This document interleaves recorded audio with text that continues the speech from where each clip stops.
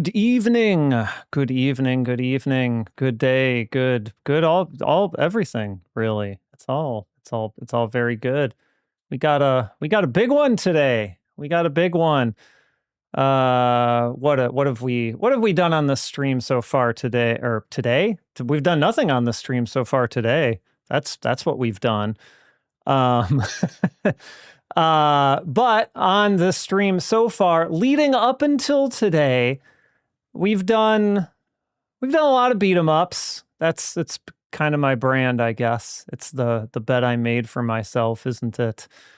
We've done a lot of beat 'em ups.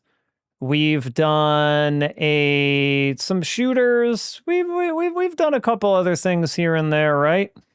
But we haven't done any fighting games, even though I've made allusions to it. And it's time to fix that. With a lot of the video work, a lot of video work I've been doing for a while now, we've kind of been creeping. We're in 1992 with Scrolling Down the Belt. We're leading up to the release of a certain Street Fighter game.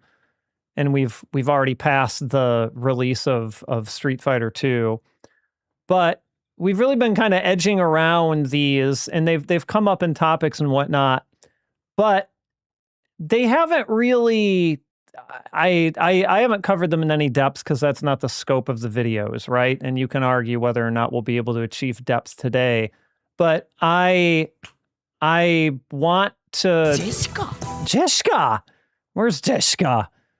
That's Final Fight. Wow, I just noticing that the on-screen chat in the arcade monitor is not working because Chibi UFO redeemed Jessica.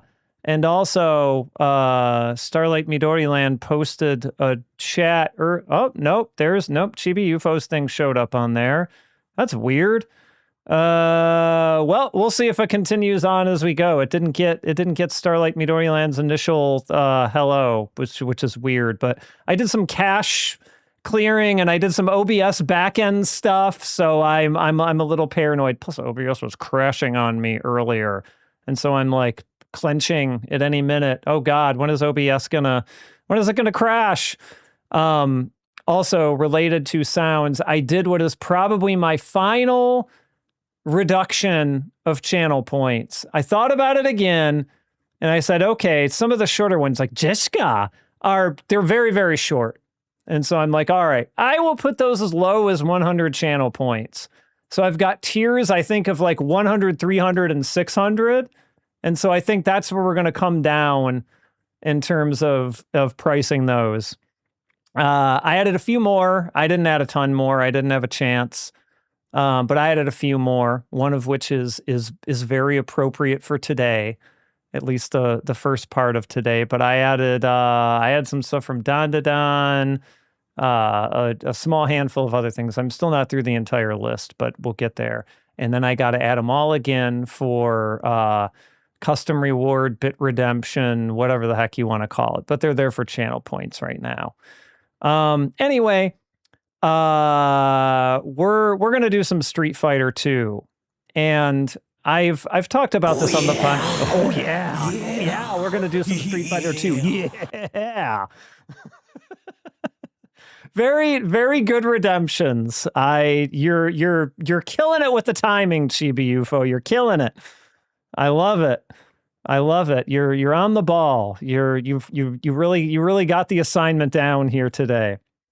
And I think I mentioned at least last time when we were doing last week when we were doing a Combo Breaker recap that I'm not like, I have a history with fighting games. I'm not amazing at them. I haven't necessarily kept up with them over the years, but the older you get, and I guess the simpler the games get, the more likely I am to know them better and maybe even be a little bit better at them, because it's probably not a weird thing to say.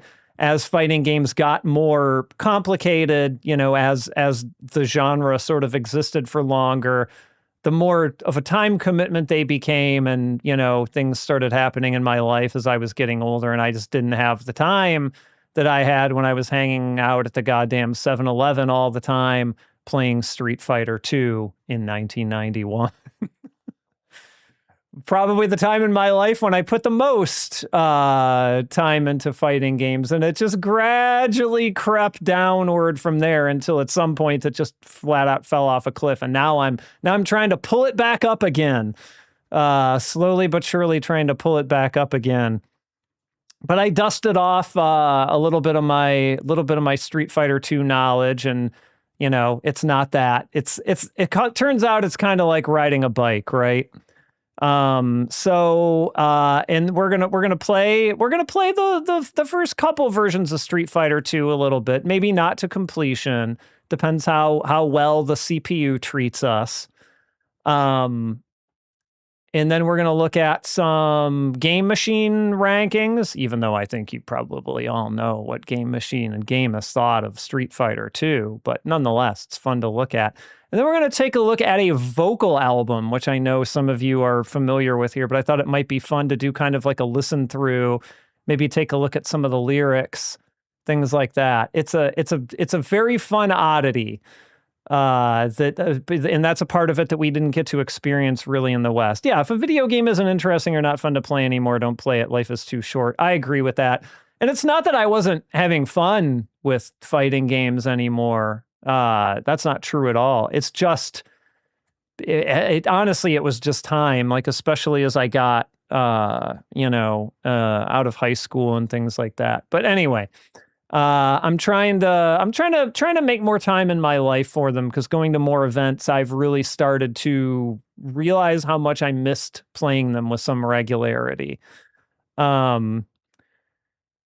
maybe we can. I wasn't planning on showing the port of the SNES port of Street Fighter 2 today. I wasn't planning on doing that on stream, but maybe we can find the Famitsu. We can find the Famitsu, I think.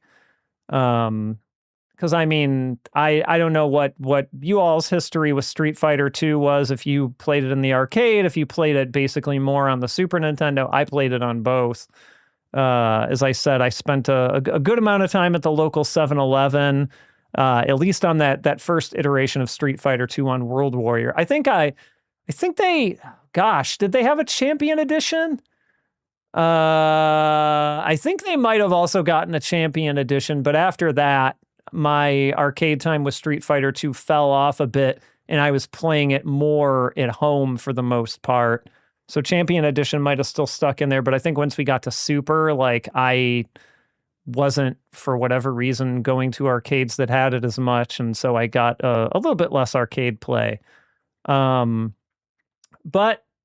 a bit more on console, but did have quite a few encounters with SF2 arcade cabinets as a kid. Yeah. That was that, the Super Nintendo was that time where it was just like getting more and more feasible to play games like that at home. So it's like, well, I got the home port, and the home port was pretty good, right? Like, it was not perfect, but it was pretty good.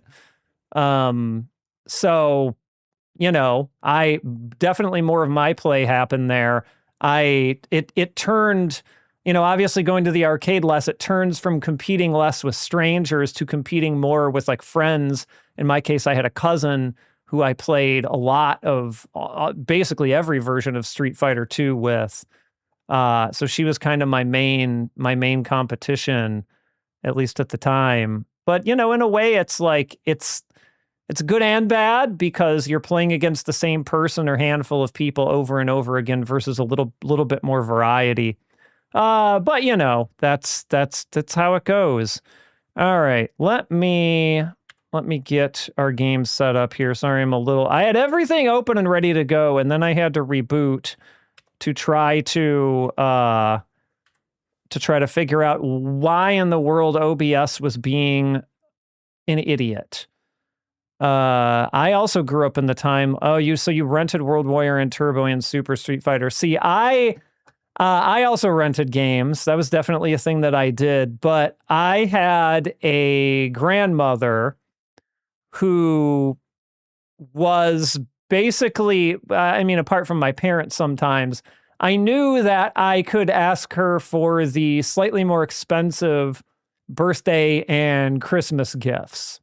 So I am fairly certain that she is the person who bought me the Super Nintendo versions of World Warrior, Turbo, and Super on the appropriate, Christmas or birthday or whatever it happened to be after they came out. So I think all three of those were given to me by the same person as gifts. So I knew exactly what I was doing. Let's just put it that way. I planned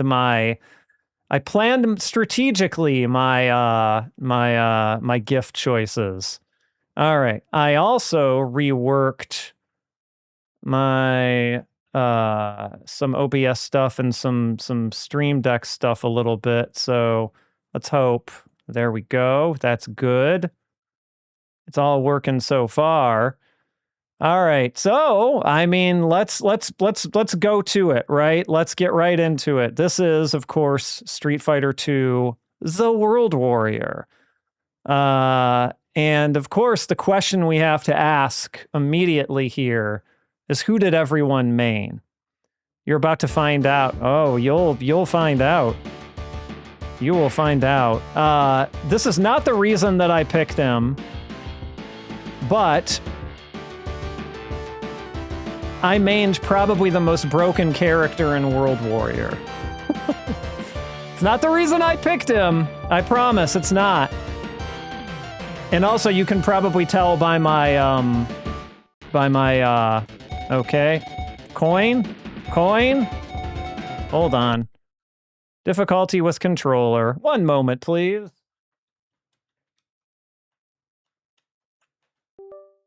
Replugging controller.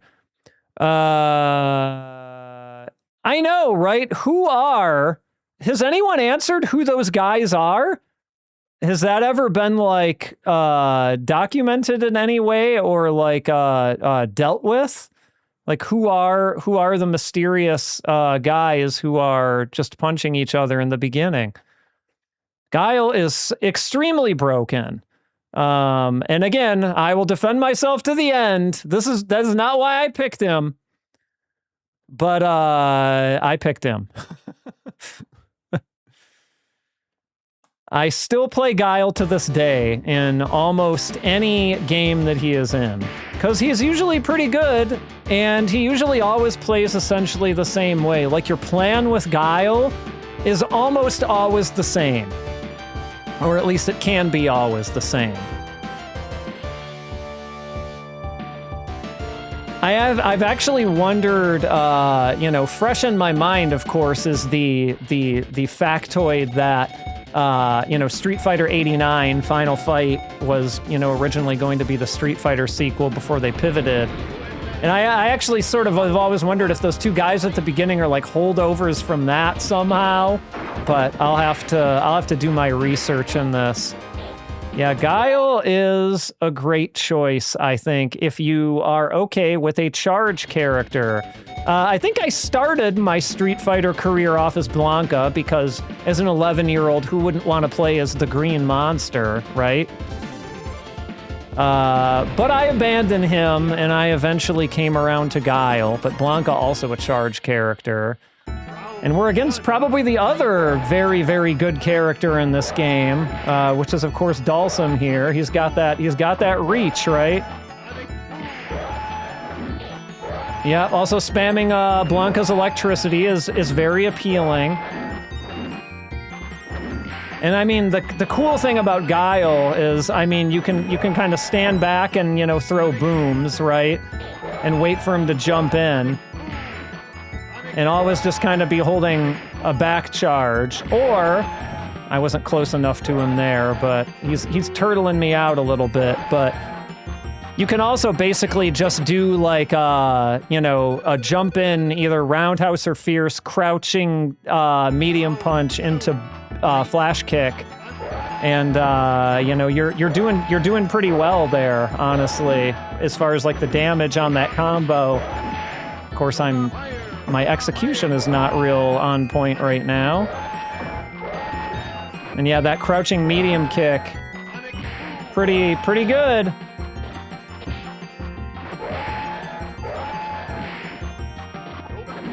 But yeah, the thing to learn about him was always like, you have to always be charging, and I'm not even amazing at that right now. You definitely see me missing some booms and missing some flash kicks and things like that. Yeah, they really. Well, we'll show off the couple of the glitches with Guile that I can do. I don't know that I'll be able to land them in a real match anymore, but we will show some of them. But he was. I don't know if he was intentionally broken necessarily, if that makes sense.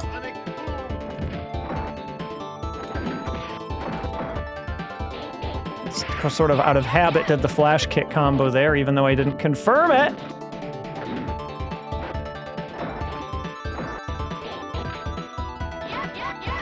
And of course she's just gonna try and spam lightning legs on me. Ah! He's getting in my head. Not quick enough to... No. IARC documents suggest they intentionally made Guile easy to use for Americans. I hope that's true. I sincerely hope that is true.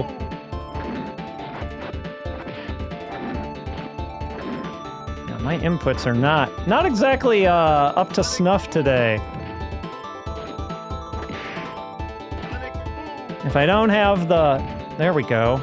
If I don't have the flash kick charge, what you're supposed to do is that as your anti-air. His crouching... his crouching heavy punch is also a really good anti-air. Ken's theme was supposed to be in Gaia. Oh, and copy. But why would the stage that it's in have anything to do with copyright? That's I guess the part I'm missing. Come on. There we go. And of course, let's see here. No, all right.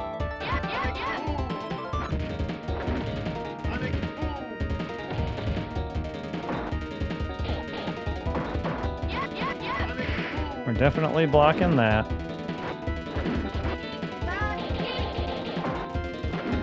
Just trying to get a flash kick off of that. There we go.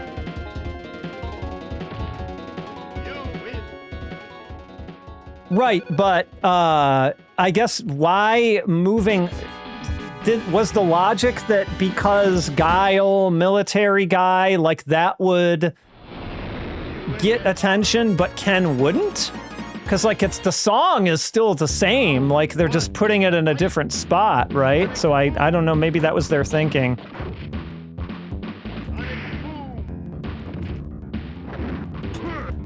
Oh, yeah, I should have known better than to try that. I'm letting him in. I'm letting him in. The thing you're not ever supposed to do is Zangief. Orange dress in her portrait? Yeah, boy, I must have thought of that.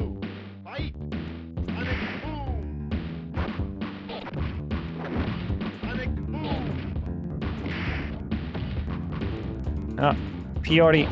That's what they call that in Japanese. They call when you get dizzy like that, it's Piori. He's like, got me locked down here. Hello!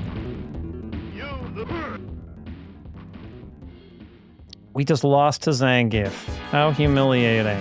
Alright. I didn't say that this was going to be a 1cc. See if I can shake off some of the rust here. You can do Chun-Li as well. I played a decent bit of Chun, but she's missing a lot of her moves here in this in World Warrior. She does not have Kikoken. She does not have a fireball of any kind. She doesn't have her up kicks. She'd get those much, much, much later. But she does still have really good normals in this game. So she's at least got that going for her. And those normals go a long way, let me tell you. Like, I think she's generally considered to be a pretty solid, kind of like upper mid-tier or so in this game, even with basically nothing but lightning legs and spinning bird kick. She still kind of does some work.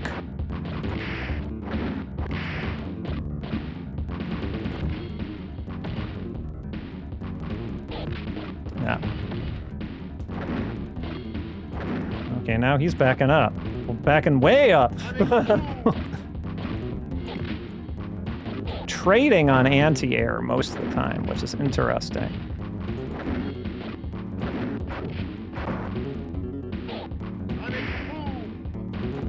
Ah! Tick throwing and SF. Yeah, I don't want to walk up on Zangief and start throwing. That just seems ill-advised. But especially if I pick Chun, we can do some get some tick throwing going, I think.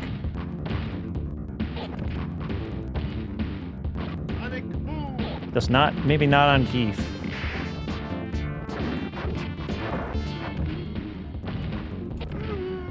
Oh boy, I did not think I was gonna fall apart this much on Geef.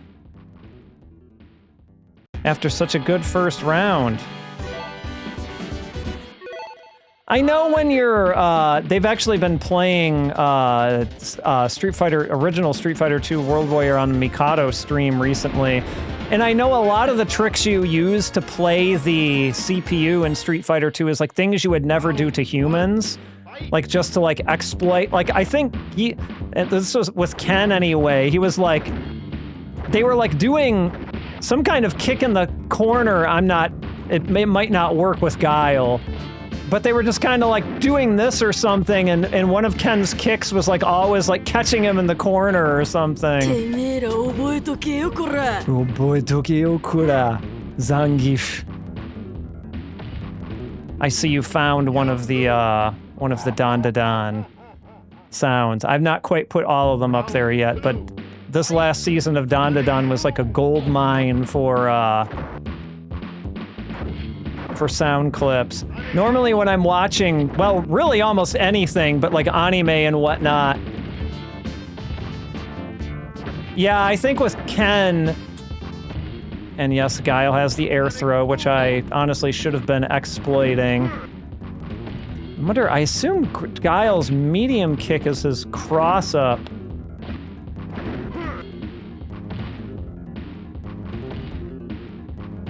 I'm not giving up on Geef. This is not happening. Yeah, I think that's kind of what they were doing with Ken. They were kind of like almost intentionally putting themselves in a corner and like jump kicking so they can, actually, let me switch to Chunners here for a little bit. Let's go. All right, let's see if we do. His light kick is cross up. Okay. Well, I definitely know the moves I should be poking with is Chun.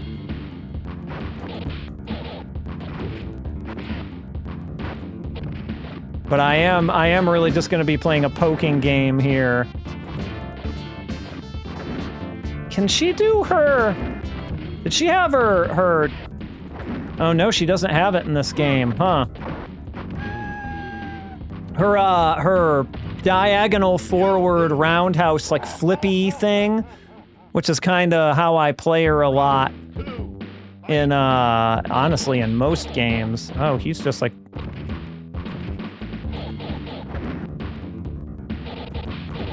Ah, yes, it does, doesn't it? I don't know if anyone is, in any way excited about that movie, but, I can't say that I really am. I've seen the trailers, and I don't know. Maybe that's the way they should be doing Street Fighter. I don't, and like, if I'm really thinking about it, right? Like, it'd be difficult for me to say what I really wanted out of a Street Fighter movie. So it's tough.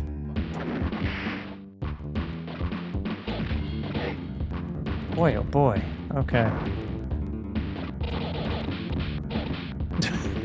Stuff him out with jabs, for God's sake. Okay, you're just gonna sit there now? Yeah, some of the casting is pretty weird. I don't know. I don't know that I'm gonna...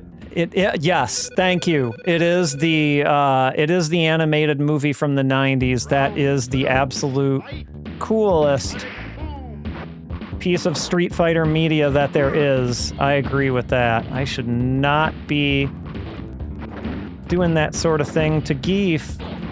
It's not good for my health. Just like that is not good for my health. Boy, oh boy, my... Nice, okay.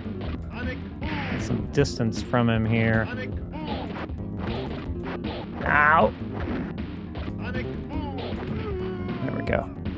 Yeah, Retronauts did a really good podcast on the Street Fighter 2 animated movie recently. I was not on it or anything, but it was a good episode.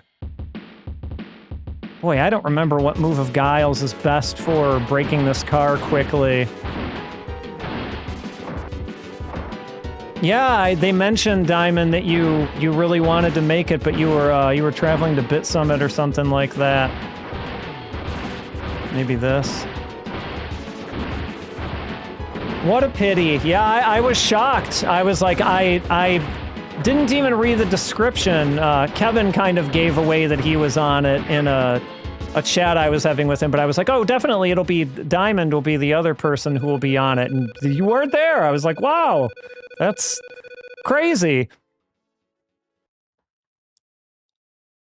But I get it. Things happen. We get plans, bad timing, all that. Yeah, and in this game... That's rude. Rude? What was I gonna say?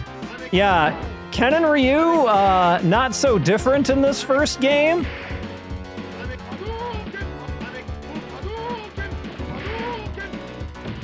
It wasn't really until Champion Edition that they kind of started making them really all that different. They started like solidifying Ken as the more aggressive one, and Ryu is the more sort of defensive zoner. Good old CPU Ken. We can always count on CPU Ken to just throw random ass shorty. That never changes.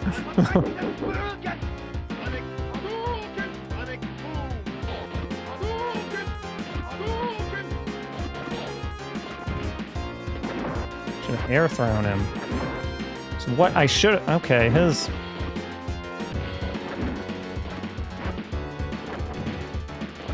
Why are my charges so bad today? Yeah, the hurricane kicks are... Yeah, what is it? Was there knockdown on either of them in this? Like instant knockdown on them yet, or did that not come until later?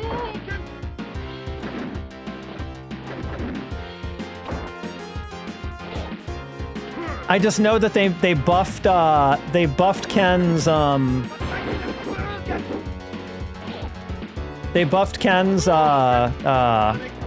Dragon Punch a lot in Champion Edition, and they buffed Ryu's Hadouken in Champion Edition to kind of flesh out that difference. And then it just kept, you know, going more and more and more from there, obviously. Boy, oh boy. I thought I would at least do a bit better than this against the CPU.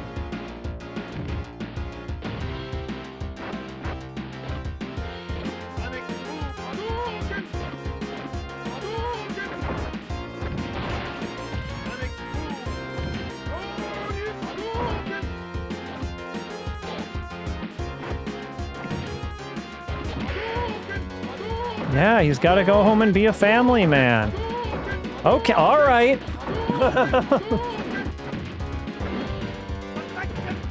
Okay. Yes, he landed on it.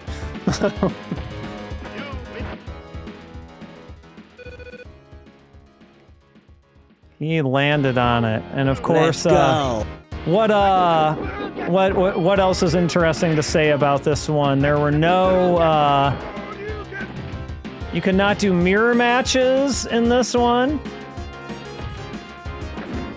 So you almost had to have two characters in case somebody picked your character.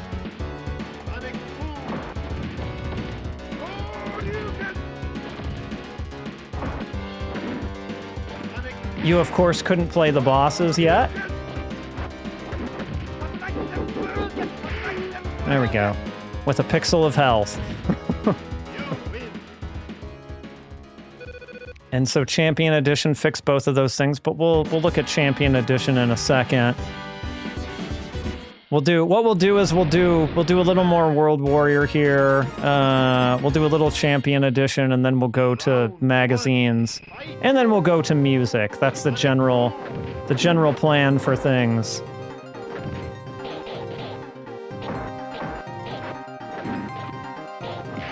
Okay, he is just anti. No, I'm not going to do Rainbow Edition.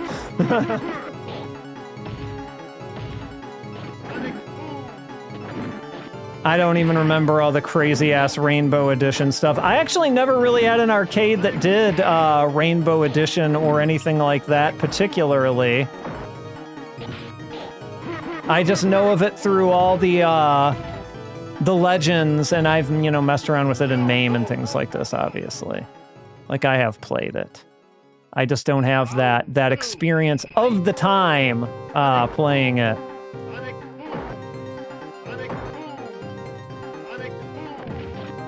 Gotta get used to hitting that, when I don't think I have the charge.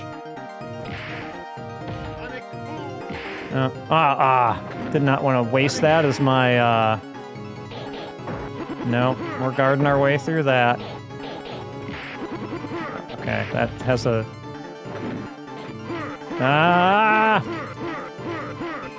that's,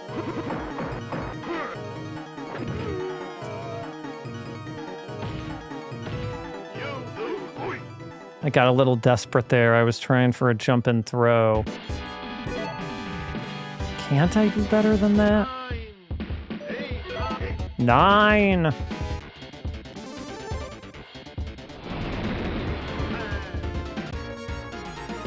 Round 1.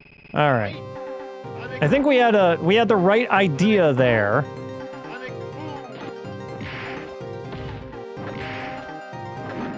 Oops. How did that?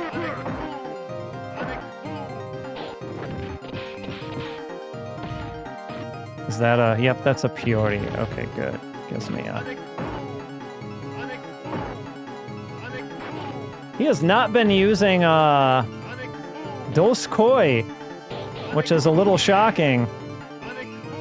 I figured he'd be spamming that thing.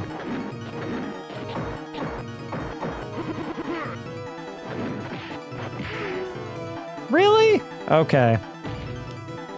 Okay, Honda. Round 2. Fight.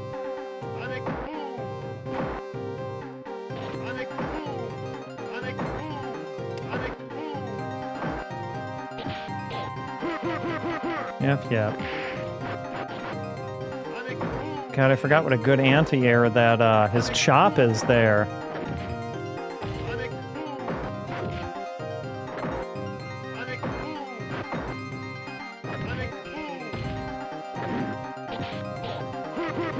Hey, Red Spectra. You're just in time for me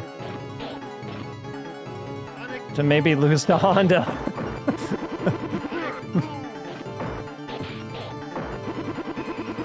Almost certainly.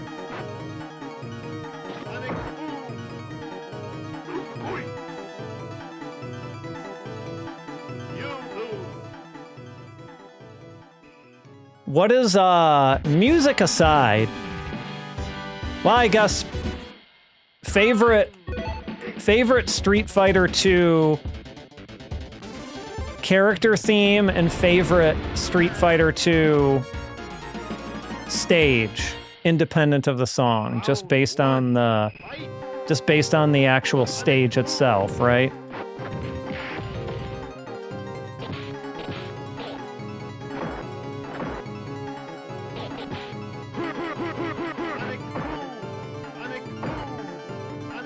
Boy, I mean, I almost feel like it's cheating of me to say Guile, but I really do love Guile's song. Like, I know it's a...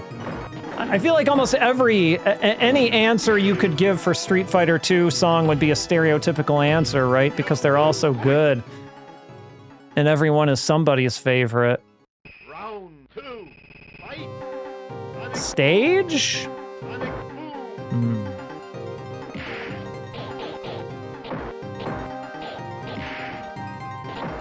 Man, he is just not... Yeah, that's a good choice, actually.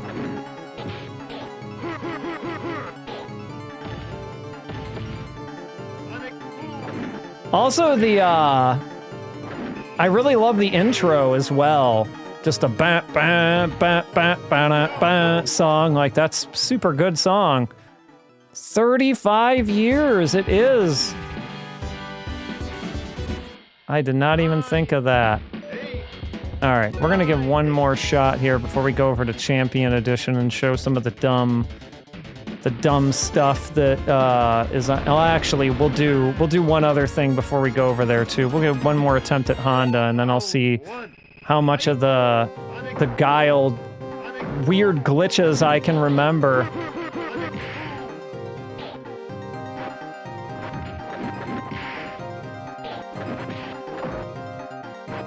I feel like I gotta get the timing a little bit better on his jumping heavy kick. I feel like I'm not quite letting it out at the right time most of the time.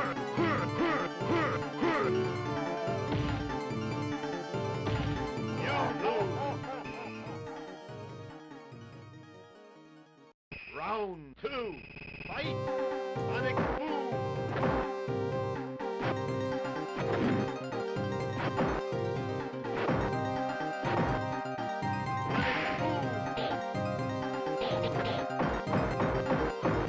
So much chip damage. Oh my gosh.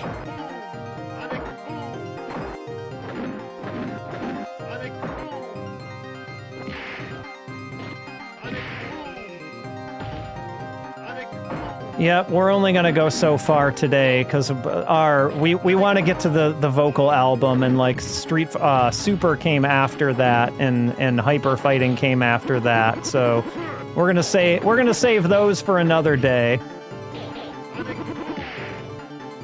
But in our scope of what we're trying to achieve for today, oh, there's Doskoi. All right, let me see if I can load. Oh, okay, I actually won that one. Never mind. Just run a timeout and buy an indiscernible amount of health. Yes, Nesshou.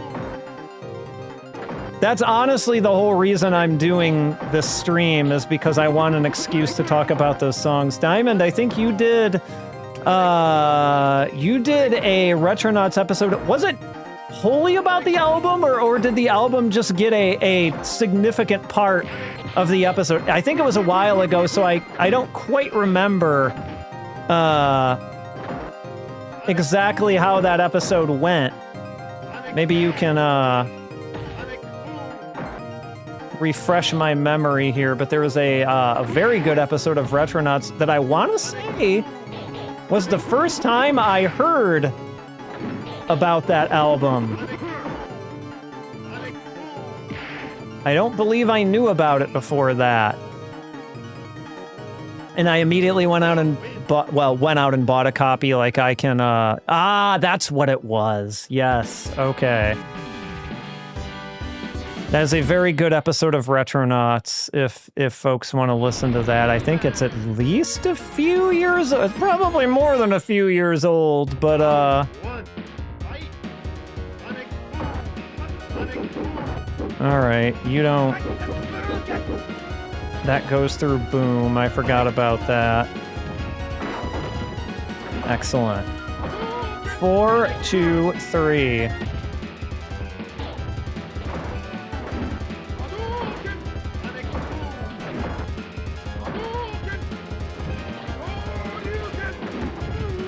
Boy, oh boy.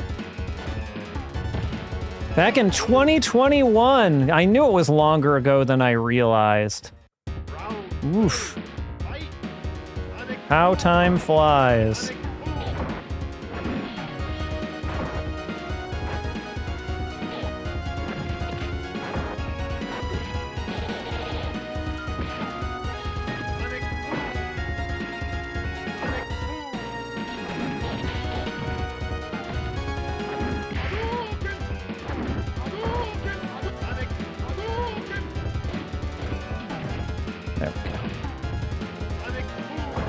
That was a bad choice. What are you doing there, buddy?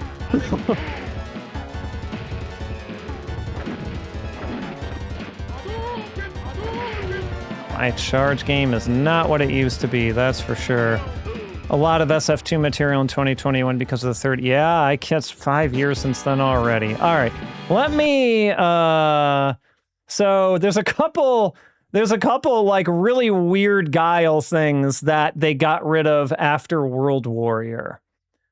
I just have like a save state here just against a dummy second player because I have no faith in myself to be able to do these in a real match. I'd have to practice. Yeah, I watched that after the fact. I appreciated that.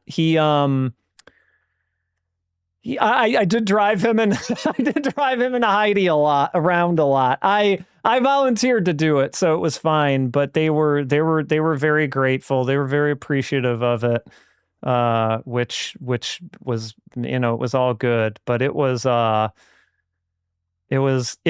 always interesting coordinating schedules like that because I was also trying to do meals and stuff with like my old crew that was there from Michigan and Enerjax, who I was there tabling with. And so it was like wrangling cats, basically.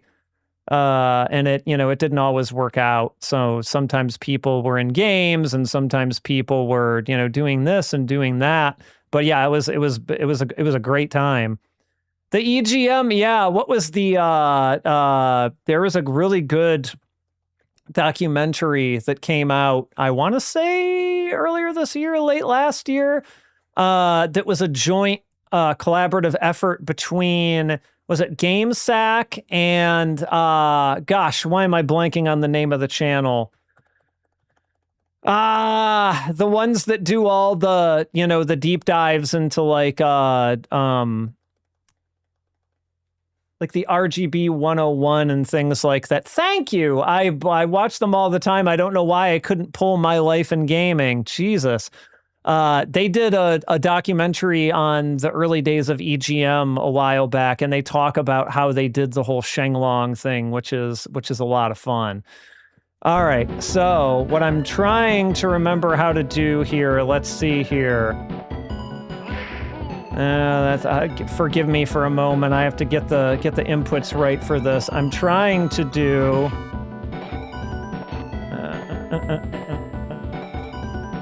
There we go. Handcuffs.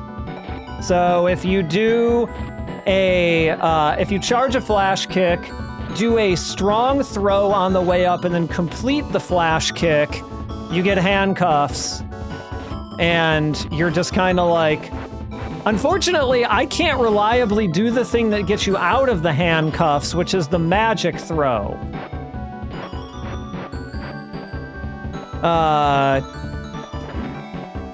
The magic throw, I tried. Like, I pulled it off a couple times. And then it locks the game. See, the game actually completely locked here. Maybe that's a MAME thing, I don't know. You were today years old when you finally saw Guile's handcuffs? Oh man, it was a thing of legend back in the day, but I don't think I'll be able to reliably do the magic throw, but let's just try. That's the regular throw. So what you're supposed to do I'm just not very good at plinking, or at least I haven't had to plink in like a long time. Okay, well, I got the statue freeze. That wasn't what I was trying to do, but I got it. No refunds if you freeze the game as Guile, a sign on the machine. Oh my gosh. So yeah, I'm completely frozen, as you can see here. I'm moving around the stick and nothing is happening, but yeah, you can completely freeze Guile. I don't have controls set up for the second player, so I can't knock him out of it, but there's statue Guile. And this doesn't, I don't think this, it doesn't, oh, maybe it did freeze it. He's totally JoJo posing. Look at that. That's a JoJo pose for sure. But the magic throw is, basically he throws them without being close enough to throw them. And how you're supposed to do it is you charge up a sonic boom, so you do the back charge. You walk forward slightly, and you plink roundhouse and fierce. So you kind of go like, bloom, bloom. You kind of like do a drumming motion across the buttons because they have to be like one frame apart. But I just can't do it reliably. And so you can throw them when you're not within throwing range, and the magic throw is how you break Guile out of the handcuffs. Like I said, so you have to be in range for, so this, this kick, so that kick doesn't come out normally, like when you're far away. You have to be close enough, and then his forward kick turns into that. It's not that normally. And so you have to be within range to do that, and you have to walk, but see, I always get like boom or like something like that coming out, or a throw. I never quite get magic throw. I guess the roundhouse is supposed to be inputted first. And you have to do a slight walk forward. But I don't know how slight. I know I've done it back in the day. Guile is a walking JoJo. Yeah, which character referenced him the most? It's so true.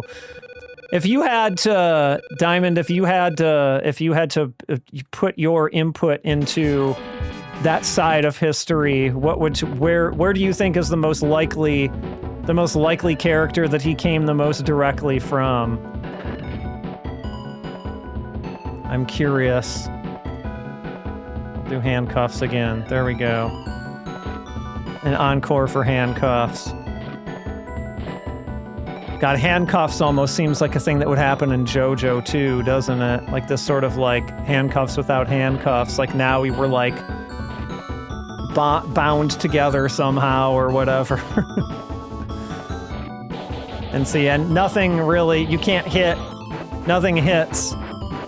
Guy looks exactly like Stroheim, but the devs say they started with Ponelif and made the hair wider instead of taller. See, I was always thinking Ponelif myself. But yeah, I guess he does looks-wise. I suppose he does look more like Stroheim, doesn't he?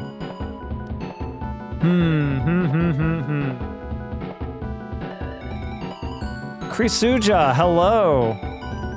Welcome.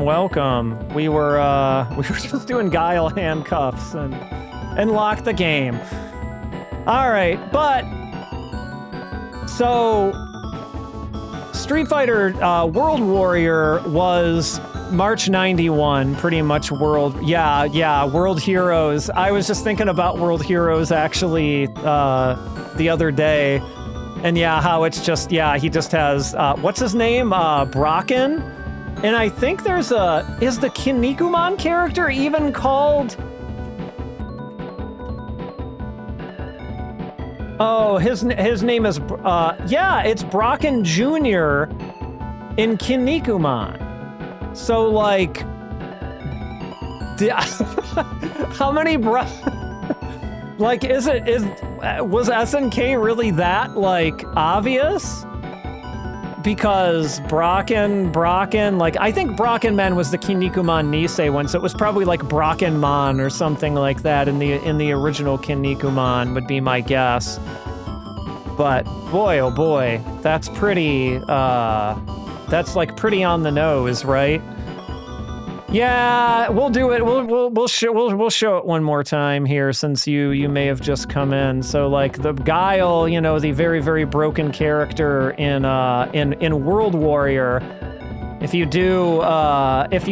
charge for a flash kick and you do a throw and then finish executing the flash kick, you get handcuffs.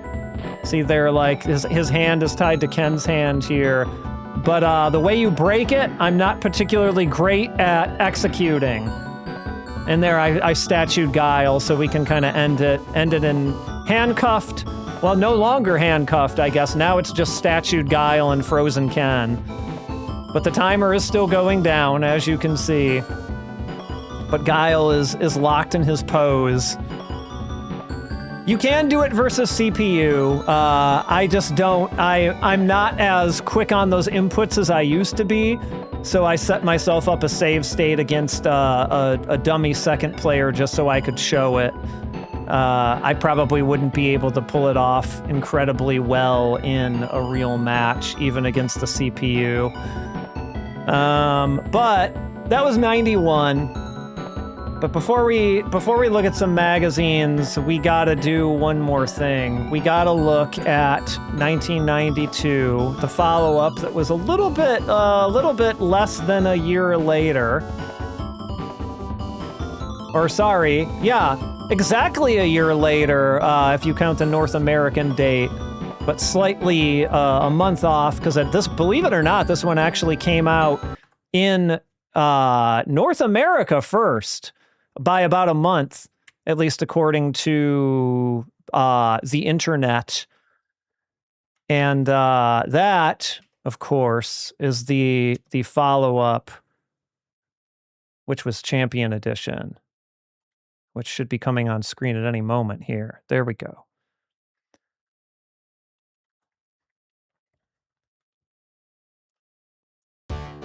Same intro. I mean, I guess if I have to pick P1, either one is fine. I don't, I guess I'm a little more consistent on my execution on the P1 side. Not that this play has shown you that I'm very consistent at my execution at all, but it is what it is. So, Champion Edition, about a year later, kind of kept the train rolling, kept the Street Fighter train rolling. We got mirror matches. You can pick the same character. Bosses are playable, which we'll see in a second, especially one in particular that was super, super broken in Champion Edition.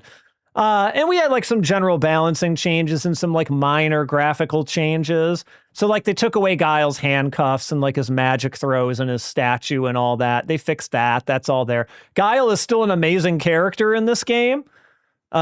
He's definitely still considered one of the top tiers, even in Champion Edition, right alongside the character we'll show here in a moment. So he's still very strong.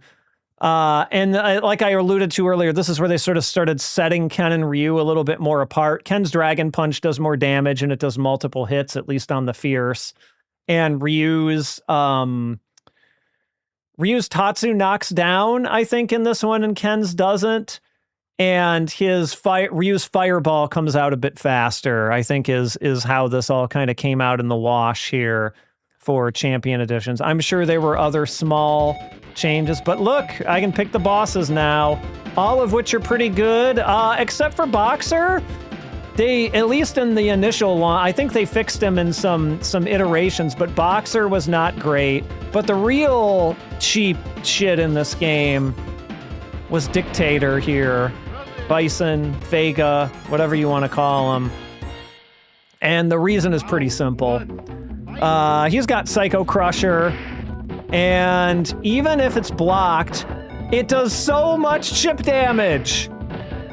Oh my god, it does so much chip damage. And most people, you know, when they didn't know how to deal with it, would just kind of do this. And, you know, then Blanca bites me, of course, but,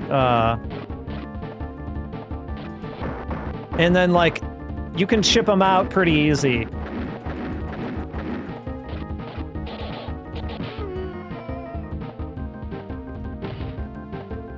Was that the case in Street Fighter 2 as well. The P2 was less. It was less. I know that is definitely the case for some fighting games. I did not think that was the case for Street Fighter. Yep, I mean, you saw him blocking me, or sorry, you saw him, like, get me in a throw after block. But, like, he can totally throw me out of this. You win. Yep, good old Mike Tyson. We were afraid of Mike Tyson's lawsuit that... I don't know. What, like, what's the over-under on that? Like, I know people have shown Mike Tyson this in the years since, and like he's just kind of laughed it off and been like, whatever. But like, do you think that actually would have been a problem? I'm not too convinced that it actually would have.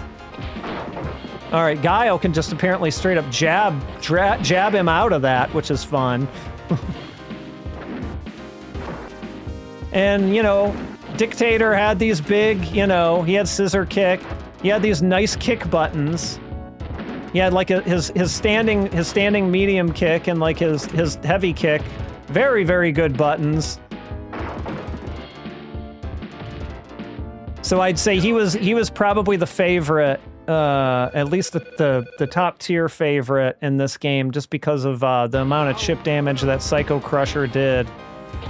And Diamond, do I recall you saying that you were a Dictator player?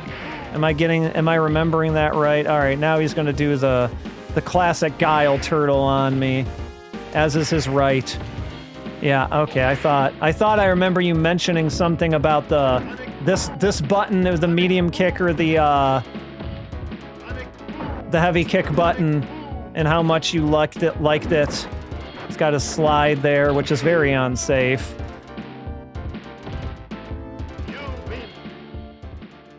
I like him in this game, but generally speaking, if there's a game that's Guile is in, I'll just play Guile or Chun-Li. I'm Chun-Li not super great in Champion Edition. They didn't really do her a lot of favors.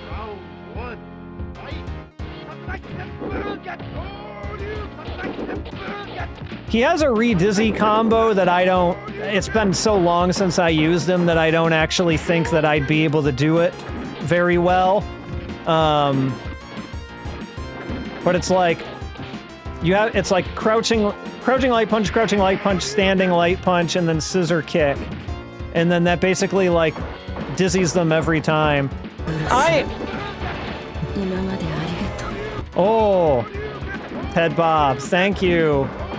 Thank you for your continued support. Imamade arigato. And it was good catching up at Combo Breaker.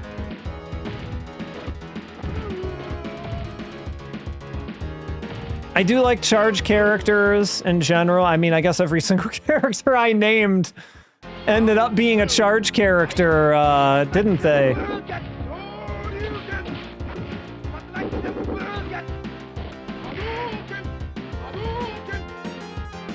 It's not that I only, you know, can play charge characters. I do like them. Okay, and he can just short you his way out of that, I see too. Yeah, okay, maybe that kind of looping not an amazing idea to do on him necessarily.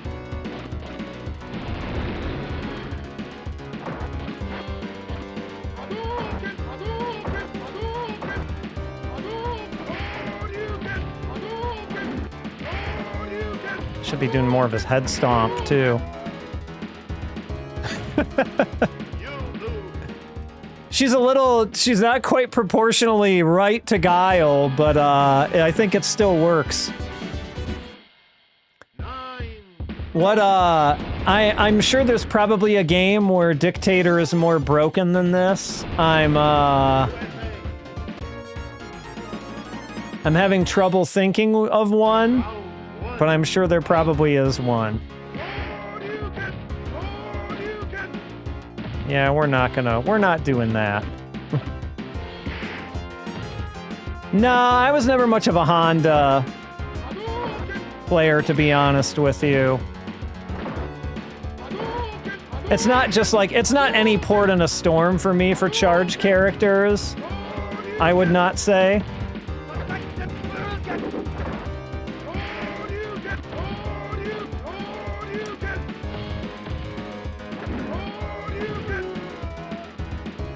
They have to click with me.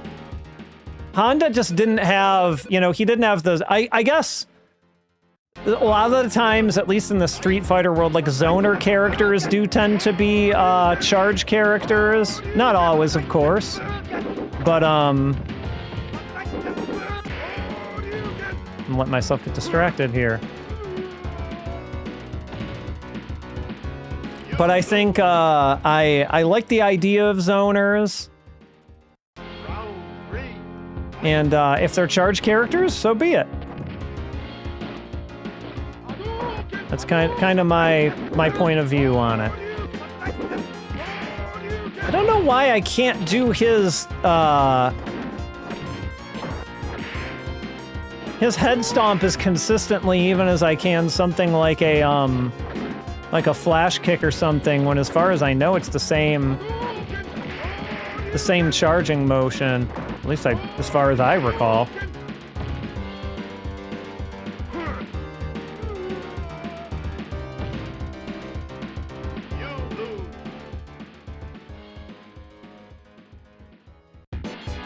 All right.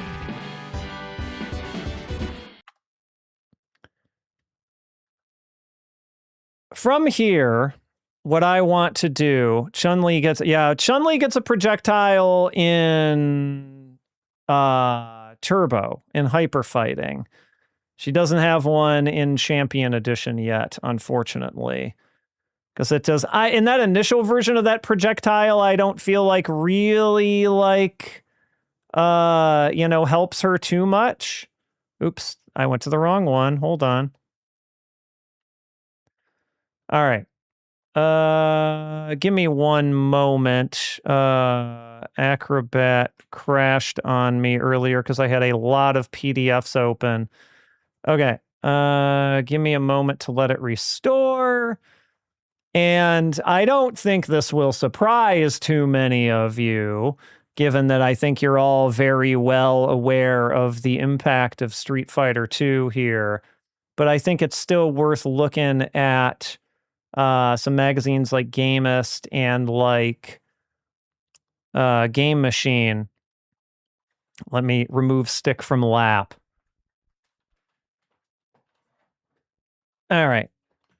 So, Zangief is fun. I am just very bad at his SPD motion. And I've never been much of a grappler type.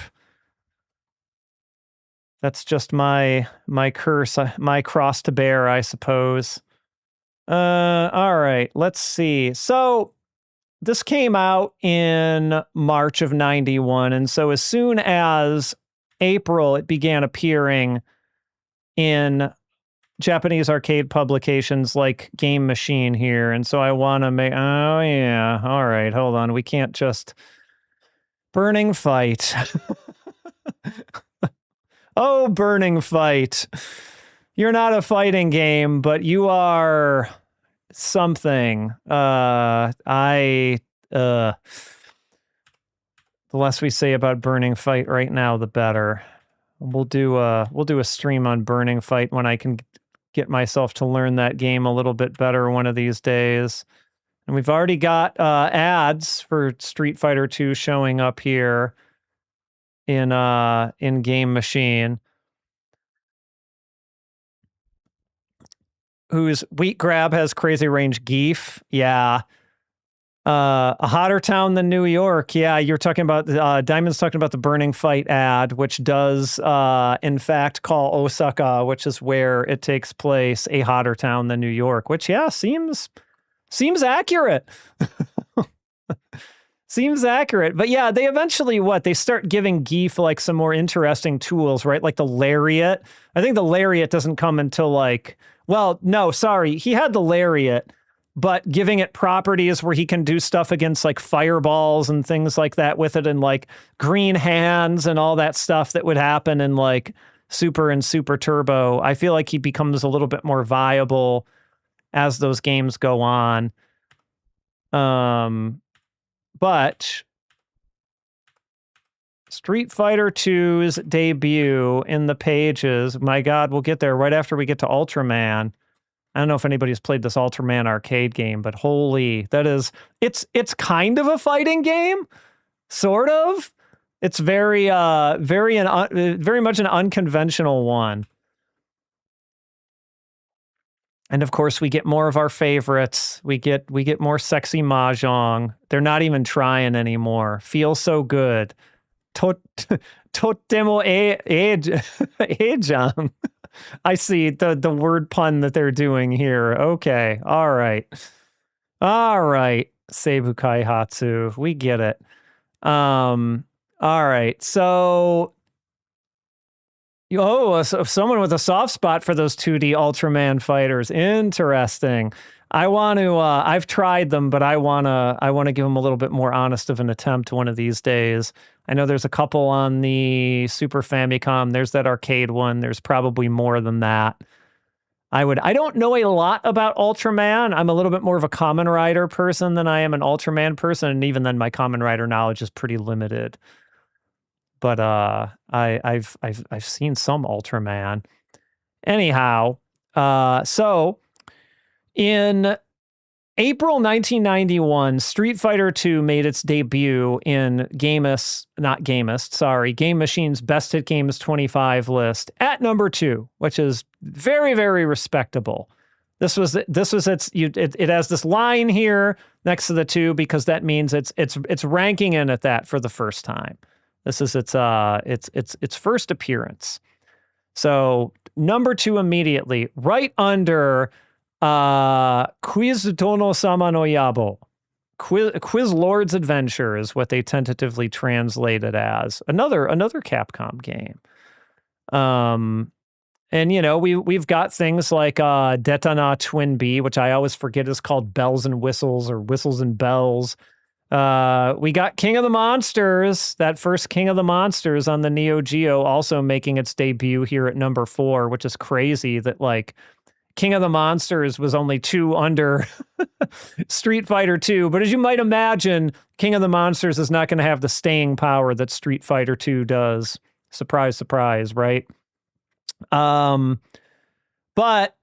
we've also got some we're really seeing some quiz games here, right? Because you've got Quiz Shukudai o Wasuremashita, which they translate unofficially as Quiz My Homework.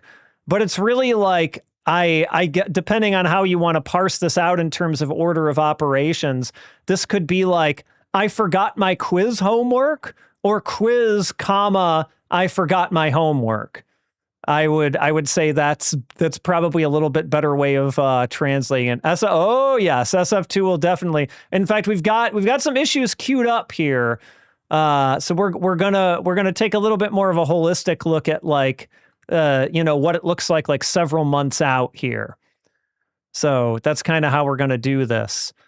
And this is just during its release. Yeah, Starlight Midori Land said this is its debut. It's got nowhere to go but up from here. Only by 1, but it's got nowhere to go but up. If the opponent holds back and you use jabs, he'll block you and you can abuse it to get command grab. Yeah, so like almost like tick throws or something, basically. I know Chun-Li was a popular one to do tick throws with, especially as you got into Super Turbo. You get up there and do that jab and do tick throws. I'm a little bit better at theory than I am at practice. Let's see. So you've got a quiz game from Sega. You've got a favorite of mine, Growl, aka Runark, which I did a scrolling down the belt on that. That's a real fun game. It's got some problems. The platforming parts are not great, but big, like huge goofy energy in that game. Another very near and dear game to my heart, League Bowling. I don't know, as a Neo Geo fanatic, Diamond, I don't know if you have, I don't know if I've ever heard you talk about League Bowling. I'm not sure if that's ever come up on a Retronauts before, but I am a big League Bowling fan personally. And we got like a lot of Neo Geo here, right? Because we've got Sengoku. still sticking around. That original Sengoku, oof. Honestly, most of those Sengoku games are way too long, and like the tech in it is just so weird. It's so strange. Yeah, they didn't, Ted Bob, they didn't have League Bowling at Combo Breaker this year. Last year before? I can't remember. One of these recent years, they had League Bowling in one of those Neo Geo cabinets in there, and I don't think it was here this year, unfortunately. And we've got, 2 years ago, that's what it was. We've got, of course, Raiden from Seibu Kaihatsu, like the very well-known shoot 'em up, and we've still like this is interesting not only because of how closely they're tied together, right? But I want to remind you all that it was late 1989, but Final Fight came out in 1989. It probably didn't appear in Game Machine until 1990, but still, it's been a good year since Final Fight appeared here, and it only has gotten down to number 11 overall this time. So like the Phantom Iris, the interview guest that I had for that Final Fight video, one of the things that they said that this pretty much backs up is like every arcade had it. Final Fight, Street Fighter 2, and like here it is, right? Here's pretty much the evidence that you need. Like this long after, Final Fight's still hanging on in the top 10, even as, Street Fighter 2 comes swooping in. League Bowling and Super Bowling. I don't know if I've played Super Bowling on the Super NES, but I'll have to check that one out. But League Bowling is, yes, I agree. It is a perfect bowling game. I could not ask for better. We got Columns. Columns is sticking around here. It actually went up, in fact. And all these quiz games, right? Like you've got Quiz HQ here. You still got Tetris hanging around, which is probably the reason that Columns is hanging around here too, because we're in a bit of a puzzle game boom. Because we've got Joy Joy Kid, aka Puzzled. Like this, I don't think this game is that good. But I think it's really just benefiting from the puzzle game craze because look, you've got Columns and Columns 2 both on these charts at the same time. And then you've got stuff like Gun Frontier as well. So you still got a little bit of a shooter representation even. So like good variety, right? Like you've kind of got all the major genres represented here, right? You've got Mahjong. The Mahjong videos have broken off onto their own part of the rankings here at this point. So you can find all those over here and, your pinballs, Phantom of the Opera, huh? Okay. And then, obviously your big stand-ups and your deluxe and stuff like this, but there's not really anything really too surprising here. You've got like G-Lock coming in and things like that. Space Gun, Radmobile, Killer Instinct on SNES is on the list. What list are we talking about here for KI? Because these are, if you're talking about this, these are arcade games. This is Game Machine. It's an arcade publication, an arcade like trade publication. And so the Best Hit Games 25 list is always arcade titles. I assume this is based on income. I don't really know. It just says, score, Hyoka, like it's just sort of an arbitrary rating. And as far as I know, they don't really say exactly what is powering it. No worries. I just in case you didn't know, we'll try and find where Street Fighter 2 landed in Famitsu for the port after this as well. But I kind of want to. Okay, so this is April 91. So let's go forward 3 months, right? Let's go forward 3 months to July 1st, 91, okay? So let's see what the situation is 3 months out. Let me just get down here a little bit more, and we'll stop if we see anything interesting on the way, as usual. Joyful Cards. It's Jalico 5 Reel Poker. It looks, at first I thought it was a coin pusher, but it's just a video card game. There's an ad for Death Braid for all you Death Braid fans out there. What else do we got? We got some sort of not really skee ball, but sort of like almost, that redemption game kind of, basketball game kind of family here. 91 is what's that? Now I'm like, is my mind playing? No, yeah, MK2, that was 92, right? MK1 was 92. Because I remember there was a little bit of a gap there. I believe MK1 was 92. What else? You've got Toshin Blazers, aka Karate Blazers, a beat 'em up that I've been told I evaluated unfairly because I missed a key move in, but I still don't know that I think that much of. Gakuen Paradise. Sure. Quiz Gakuen Paradise. I apologize. All right. Let's see if we can. Oh, there's Crime Fighters 2, aka Vendetta. A good beat 'em up, if I do say so myself. What else? We still got Burning Fight. They're still pushing Burning Fight.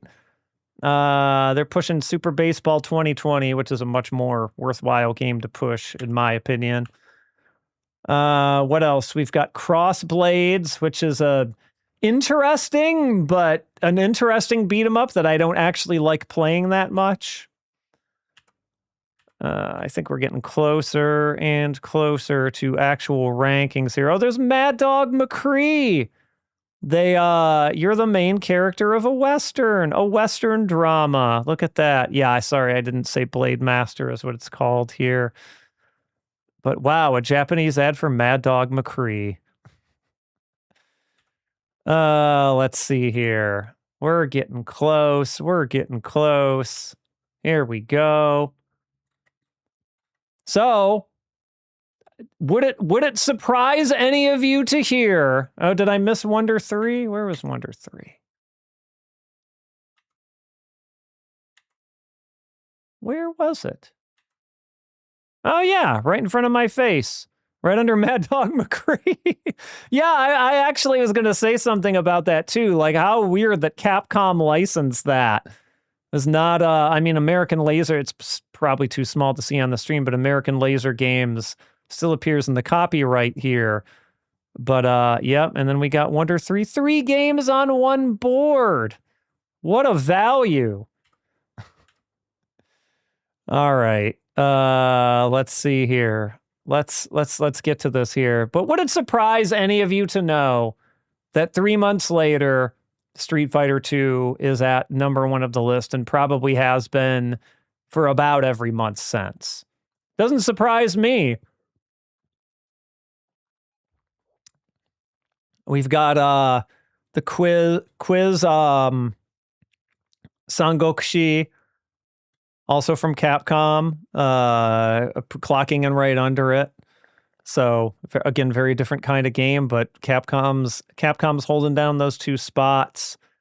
You've got Super Volley 91, aka Power Spikes. Power Spikes. Speaking of Ultraman, here he is. He came down from #2, but like that Ultraman license power is got to be doing all the work here, right? For being this high. They were top of the heap. And speaking of Taito, this is, yeah, you mean Legend of Suckjo, stealing from BBH's stream. I'll never not be able to think of it and call it Legend of Suckjo, which I think came from his stream. We've got, I don't have a huge amount of love for quiz games, but I do think that this is a really interesting amalgamation between of a pop singer and a quiz game, Yu Yu no Quizu de Go Go, which I would like to examine someday here on stream. I am fairly good at reading Japanese. I cannot read it in most cases fast enough to actually play a quiz game legitimately, because those things have some mean timers. So I will probably cheat and use an emulation pause feature to read a little bit at a little bit more reasonable of a pace. I guess the real measure of test of my reading speed will be when I can play quiz games legitimately, huh? I'm not there yet.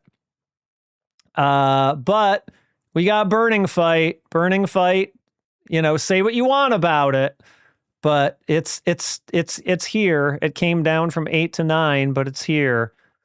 And you still even have that previous quiz game that we looked at 3 months ago, still like showing you just how much work these quiz games are doing. This Sega quiz game is still here. We got Cotton. Cotton is nice to see. Alpha Mission 2. Speaking of Neo Geo games, Tetris is still around, though Columns is not. We still got Growl hanging on there. We still got King of the Monsters hanging on there. And Detana Twin Bee still hanging on. And League Bowling. They're all, I mean, they're dropping off, as we can see, but they're here. So, okay. We say, all right, fine. That's so, yeah, big deal. Street Fighter 2 is a phenomenon, right? 3 months later. Let's go 3 months later. So now we're 6 months. We're going to go 6 months out from the debut of the Game Machine debut of Street Fighter 2. Look at this. Look at that cover. Oh, look what we have here. I'm sure some people here know about these Sega hologram games like Time Traveler here.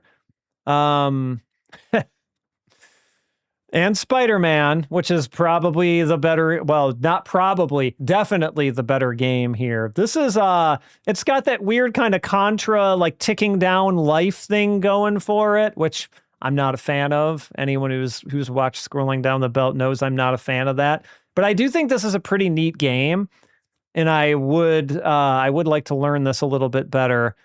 Unlike Time Traveler, which is... Oh, Ted Bob, you played Spider-Man, or you played Time Traveler? Or both. But yeah, Galloping Ghost has both of these. Galloping Ghost has both of the Sega hologram games, Time Traveler and the fighting game one, which is Holosseum. Is it called Holosseum? Yep, they're both up and running there. I have weird memories, and I don't remember what year it was. It was probably sometime in 91 or 92. I went on a vacation to we were staying at it might have just been a day trip. It might not have been a vacation. It might have been a day trip. But I went to some kind of indoor water park. I don't even remember where it was. I don't remember if it was in Michigan or if we left state for it. I kind of feel like we might have left state for it, but I don't remember all the details. But I went with my aunt and my cousins to an indoor water park, and there, for the first time, I played Time Traveler. And I did not play it again until I started going to the Galloping Ghost. And yes, this 100% looks like... Sega can't stop making cabinets that look like appliances. Stay with me. Time Traveler looks like a dishwasher. My, the more modern rhythm game that you will not find, back in 1991, looks like a washing machine, right? Like a modern washing machine, like one of the stand-up washing machines. Oh, really? You know this place, Todd Bob? Okay, I could not tell you what it was called. I just remember there being water slides there. I remember getting off of an indoor water slide, walking into their arcade area and being like, what the hell is this?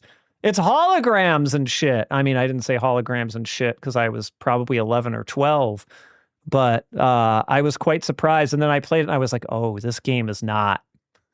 This is not a good video game. This is getting by all on... Was it? Is that what... I can't believe you've even... Now I gotta... Hold on, I gotta look. I gotta look and see if this... Is that what it was called? I can't find any like trace of. I'm finessing my Google. The Irish Hill Amusement Park. The Irish Hill Amusement Park, 38, Michigan's best amusement park. Irish Hills. Okay, maybe this was in Michigan because it seems like it might have been called Irish Hills or Irish Hills Corridor or something like that. Wow, I can't believe you remembered that. What a good memory. Holy cow. I don't remember cursing up a storm so much as I remember just being very disappointed. Like, wow, this is maybe one of the worst video games I've ever played, just based on design principles. I was not too happy. I was not very happy. And probably Ted Bob would agree that neither Holosseum nor Time Traveler are very good video games. Konbanwa in Ajax. We did a little bit of Street Fighter 2, World Warrior and Champion Edition gameplay. We're kind of looking at magazines, and we're gonna get to Nesshou. We're gonna get to the songs after this. We're kind of looking at its legacy right now, and we've gone on a little bit of a sidetrack into how actually Enerjax, you may or may not remember, but you played Sonic Boom. It's coming. You're gonna hear it. You're gonna hear the Sonic Boom. Just a little bit. We haven't found Street Fighter 2 Billiards Edition yet, unfortunately. But Enerjax, do you remember playing both Holosseum and Time Traveler when we were filming at the Galloping Ghost for R360, and like how awful these very dishwasher-like, the games inside of these very dishwasher-like cabinets were? I've never personally played any Street Fighter 2 bootlegs in an arcade. I've only experimented with them in MAME.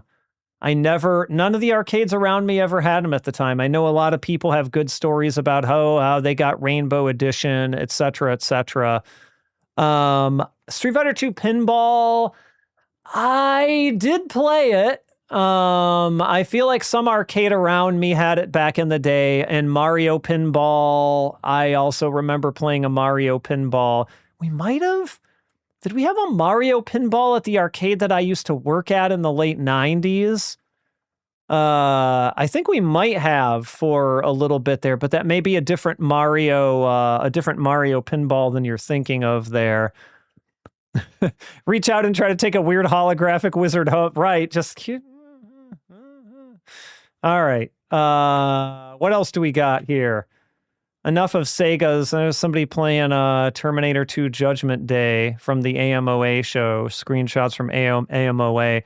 Yeah, Tilts, it was Mario 3 Pinball. That's what it was. I think we had that while I was still working there, and they probably kept it around even after I was gone, I'm sure. The Avengers. I think that's a pretty decent impression of that. Okay. All right. You've probably all heard about this, but hearing Captain America and the Avengers reminds me of something. And if any of you haven't heard about this, I want your opinions. I want your opinions on this. So we haven't played this game on stream yet, but really it's only a matter of time until we do, because I kind of love Captain America and the Avengers. So it's meme to hell and back, right? You know, you'll be the one escaping and all that, right?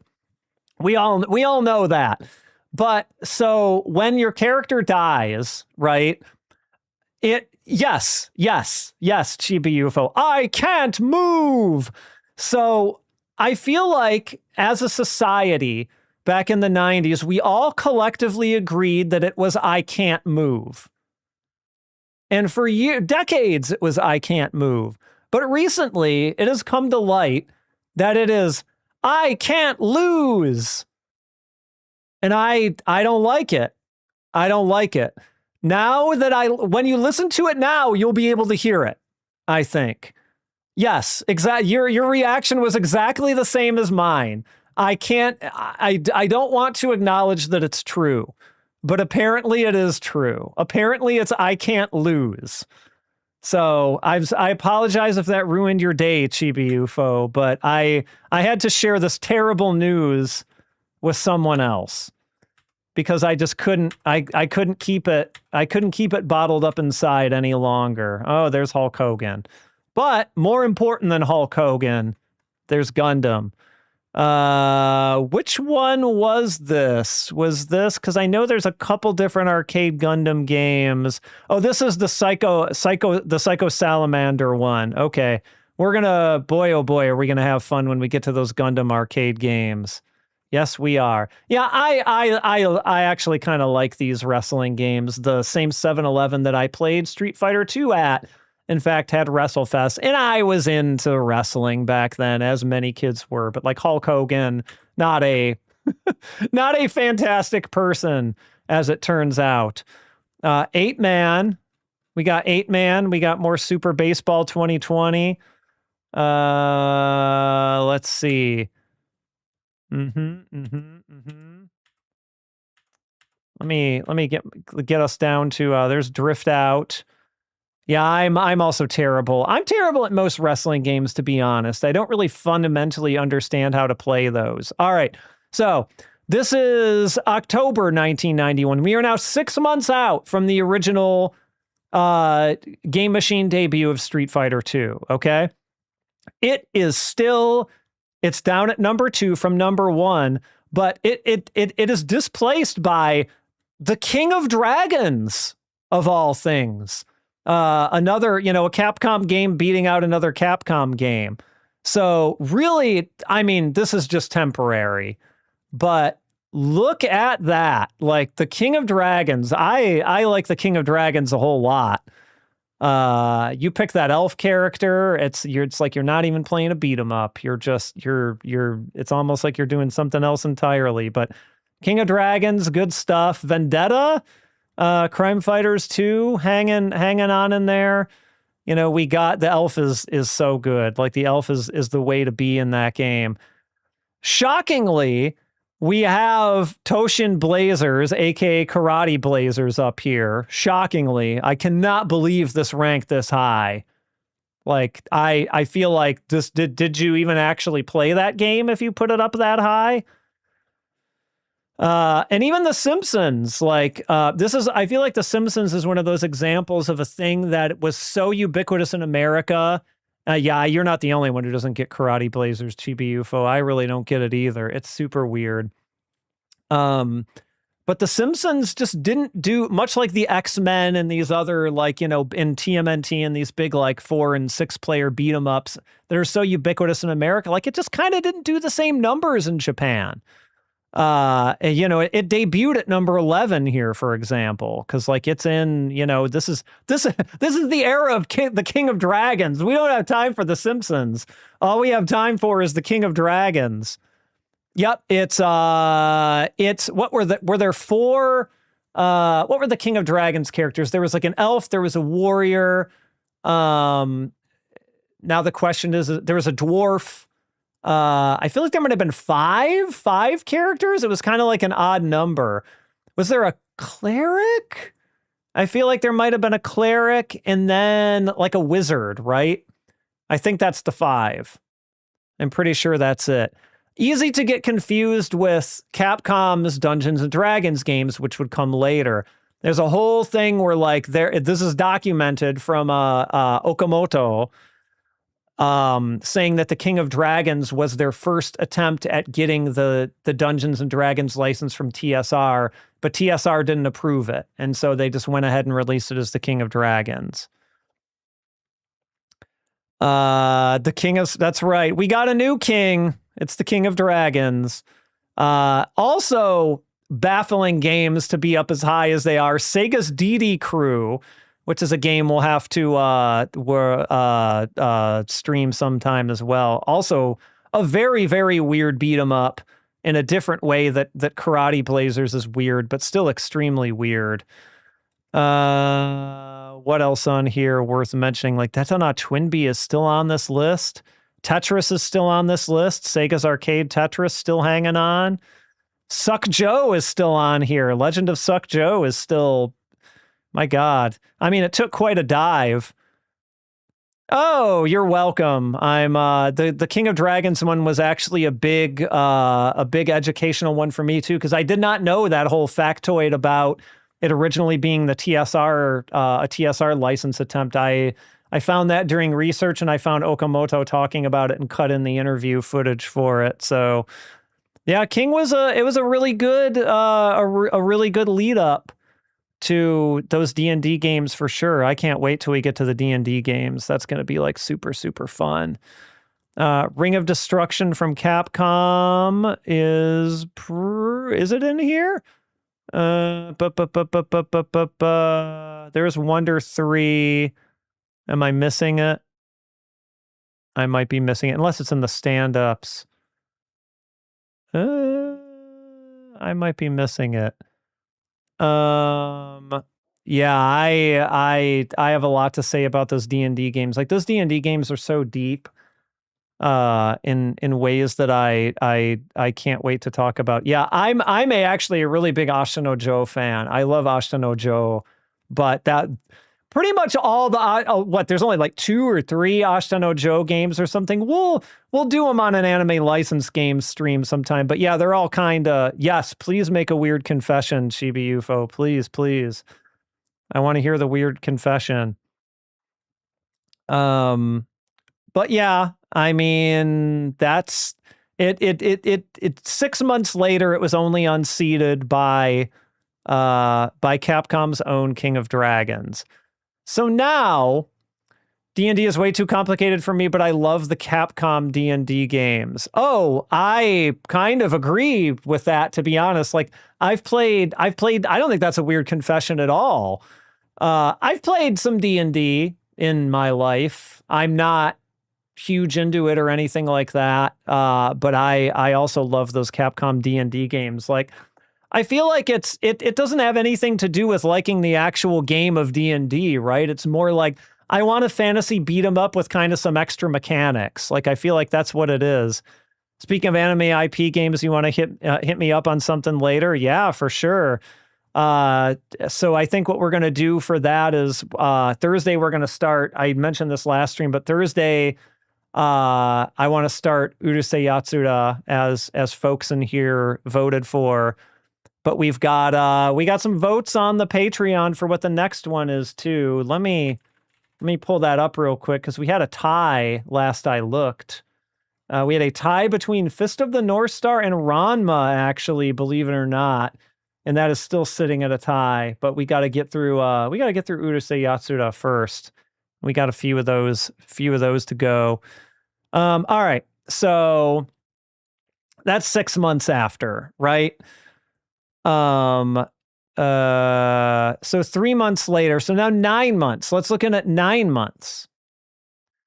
So we're in the new year. We're in 1992. We're not quite to Champion Edition yet. That'll be the next issue we look at.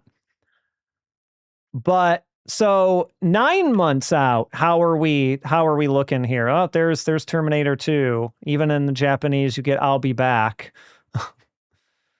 We get what is that, a Kiki Kai Kai? Like a Kiki Kai Kai. Oh, look at these crane. Oh my god. Okay, I was not expecting this. All right, hold on. We got to zoom in on this. We got some absolutely demented looking, like what happened there? Okay, it didn't like me zooming in that much. Look at some of these plushes. Holy cow. I don't even know where to begin here. Yeah, we got some various Taito properties. Like, we got Bubble Bobble, we got Bub and Bob here. We got Kiki Kai Kai. We got, what is that, the New Zealand story? There's probably a couple I'm missing as to what they actually are. We got some real weird looking Simpsons ones here. We got like Doraemon stuff. We got fucking wacky races. We've got like Snidely Whiplash and Muttley in here. We got pro wrestlers. I feel like I know the name of some of these guys, but I'm blanking on who they actually are. Probably some folks here can answer maybe who some of the pro. Oh, it does say it here. Liger was the one I was thinking of. Yeah, where are Boris and Natasha? How come they're not in there? We just got Snidely, Whiplash, and Muttley. Is that like, is that just two different Muttleys, or is that like, or are there actually two Muttleys? Yeah, the way Wacky Races and like Hanna-Barbera has like such a good Japanese representation is very, very strange. Yeah, Taito's got some great shooters. Kiki Kai Kai is not exactly a bullet hell, but like they would definitely do some stuff that that a little bit more closely resembles that genre for sure. Yeah, can I even how do you I don't know if I can do a Muttley laugh. It's so wheezy. It's like no, I can't. I feel like I need to hear it again and like practice. Like I can't. Boris and Natasha were a different studio. Oh, they were Rocky and Bullwinkle, weren't they? That's right. It seems like so similar. It seems like it would be so similar. But like this is what made me catch my breath. There are Nekketsu Koha Kunio-kun plushes here, like straight up from the original Nekketsu Koha Kunio-kun. Like I have to find these. Like, I wonder how hard these are to find. I wonder how hard these are to get on like Yahoo auctions, because look, like, I guess, oh my goodness. Yeah, right. I'm like having a little bit of a meltdown here. I'm kind of trying to keep it on the inside, but like, I wonder who, cause like, that can't be Misuzu, can it? I'm not really sure, but like this is like an emergency. This is a Yahoo Auctions emergency. A little felt cigarette for the plushies. Oh my gosh. Oh my gosh. Oh boy. Yeah, Darius. I mean, I've streamed some Darius 1. You'll definitely see other Darius games on the stream here in the future. I'm a huge I haven't gotten it yet. It hasn't come in the mail yet, but I bought a Darius thing that I spent a lot of money on, but I'm very happy with it, and I will show it to you all when it comes in. I'm very, like those chibi schoolyard delinquents. Look at the cute little delinquents. Look at them. Don't worry, Chibi UFO. You'll see. There'll be plenty more Darius. It's bound to make a comeback. It's only a matter of time. And I've only done Darius 1. I haven't done Gaiden or G or anything else like that. So you'll catch them. All right, sorry. I got us a little bit sidetracked there. Let's see. What else do we have here? Wolfang ads. Captain Commando ads. The sort of Final Fight successor, if you will. They do have a knack for those cute chibi plushies. It's true. We still got more Mad Dog McCree ads. Anything interesting? It's Mario Roulette. We were talking about Mario Pinball earlier here, but what about Mario Roulette? What are your feelings about Mario Roulette? In this, oh my gosh, we have a set of Parodius, like the penguins from this is just like a gold mine of, hold on, I gotta zoom in on this. Captain Commando plushies? Oh man, don't even get me started. Like a baby head, a chibi baby head. Oh my God. Like, look at this. Like these guys, the penguin squad from Parodius. Oh my gosh. I'm going to have to troll Bayi later to see if I can find them. A chibi mummy and chibi baby head. Yeah, and even just a chibi Captain Commando. Like I'd be in for all of that. All right. Androdunos gets an ad there. I think we're almost to the rankings. Yeah, we had a Fatal Fury ad. Sorry, I skipped past it here. I wanna move us along a little bit more so we can get to the music here. But I just keep seeing stuff. All right, do we have anything here? Do we have anything here? Nothing. I feel like these are more just kind of generic. And these aren't anything like super, super specific. So no licensed game plushie emergencies on this page, I don't think. All right. Okay. All right. Here we go. So 9 months after. So we've seen a little bit of a dip.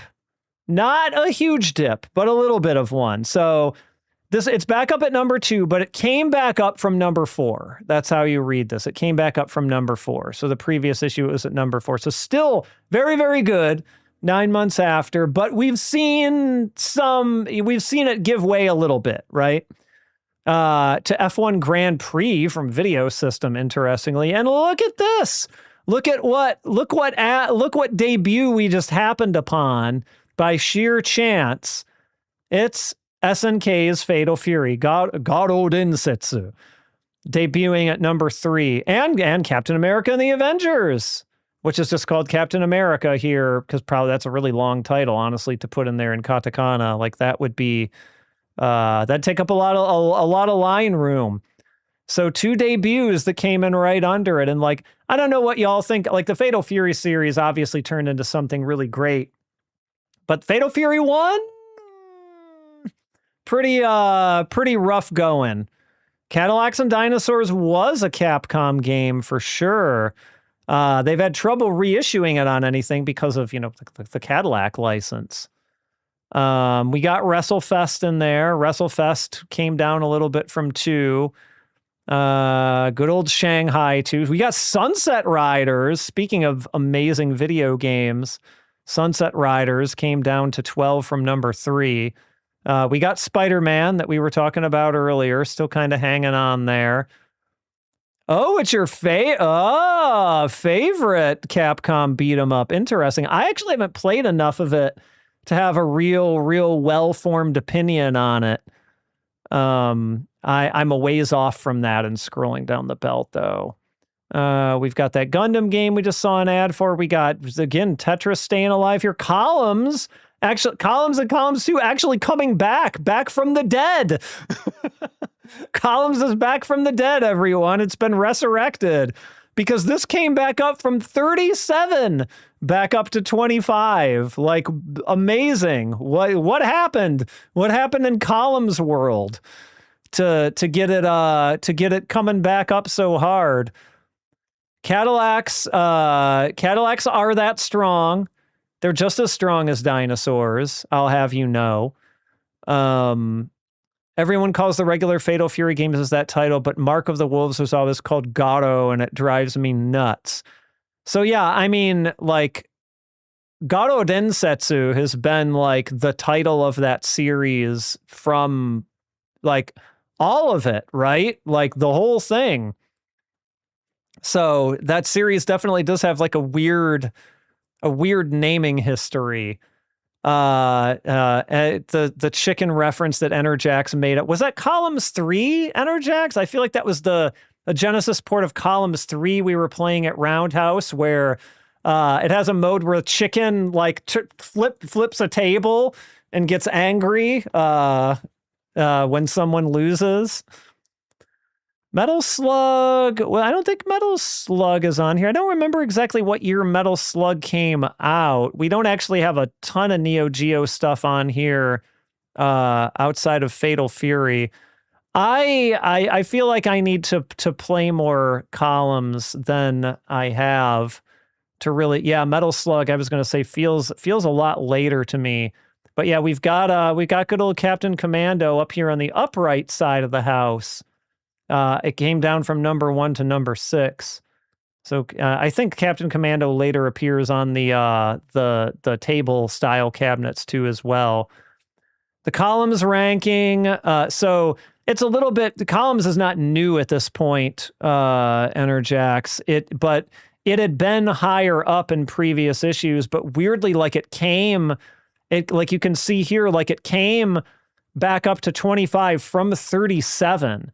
So like Columns and Columns 2 are like sitting down here at the bottom of the 25 list, but that's because they've been around for a while. And I mean, by this point, Tetris had been around for a lot longer too, right? Like it's a miracle that it's sitting here at 22 still. So like this Tetris had a super, super long life on these rankings. But now I want to fast forward to April 1992. We're now at 1 full year after Street Fighter II first appeared in the pages of Game Machine. Let's go. Let's go. We're ready. We're ready for April 1992. Let's go. It's G.I. Joe, a real American hero. I don't know if folks have fond memories of that game. It's okay. It's probably one of the better G.I. Joe games, I feel like. Better than a lot of those console games were, in my opinion. It's at least got kind of an interesting perspective going for it. Dark Seal 2, that came up in the Final Fight video. I actually don't have much experience with Dark Seal. I would like to change that a little bit, I think, in the future. Anyway, we're getting ads already. We're getting ads for Street Fighter II Champion Edition, as well as still ads for Mad Dog McCree, shockingly. What else? Undercover Cops. I haven't gotten to that one yet, but Undercover Cops is here. Yeah, they're sort of Gauntlet adjacent, I feel like. Gauntlet without the weird health system, if you will. What else? Mutation Nation, that's coming up pretty soon on scrolling down the belt. Quiz games on the Neo Geo, Baseball Stars 2, Last Resort, so a whole page full of Neo Geo stuff here. I actually haven't played Undercover Cops in a long time, so I'll be curious to see what I think of that when I get to it. Saboten Bombers? Is this like what is this? I do not know. I'm not familiar with Saboten Bombers. It seems to be a Tecmo property though.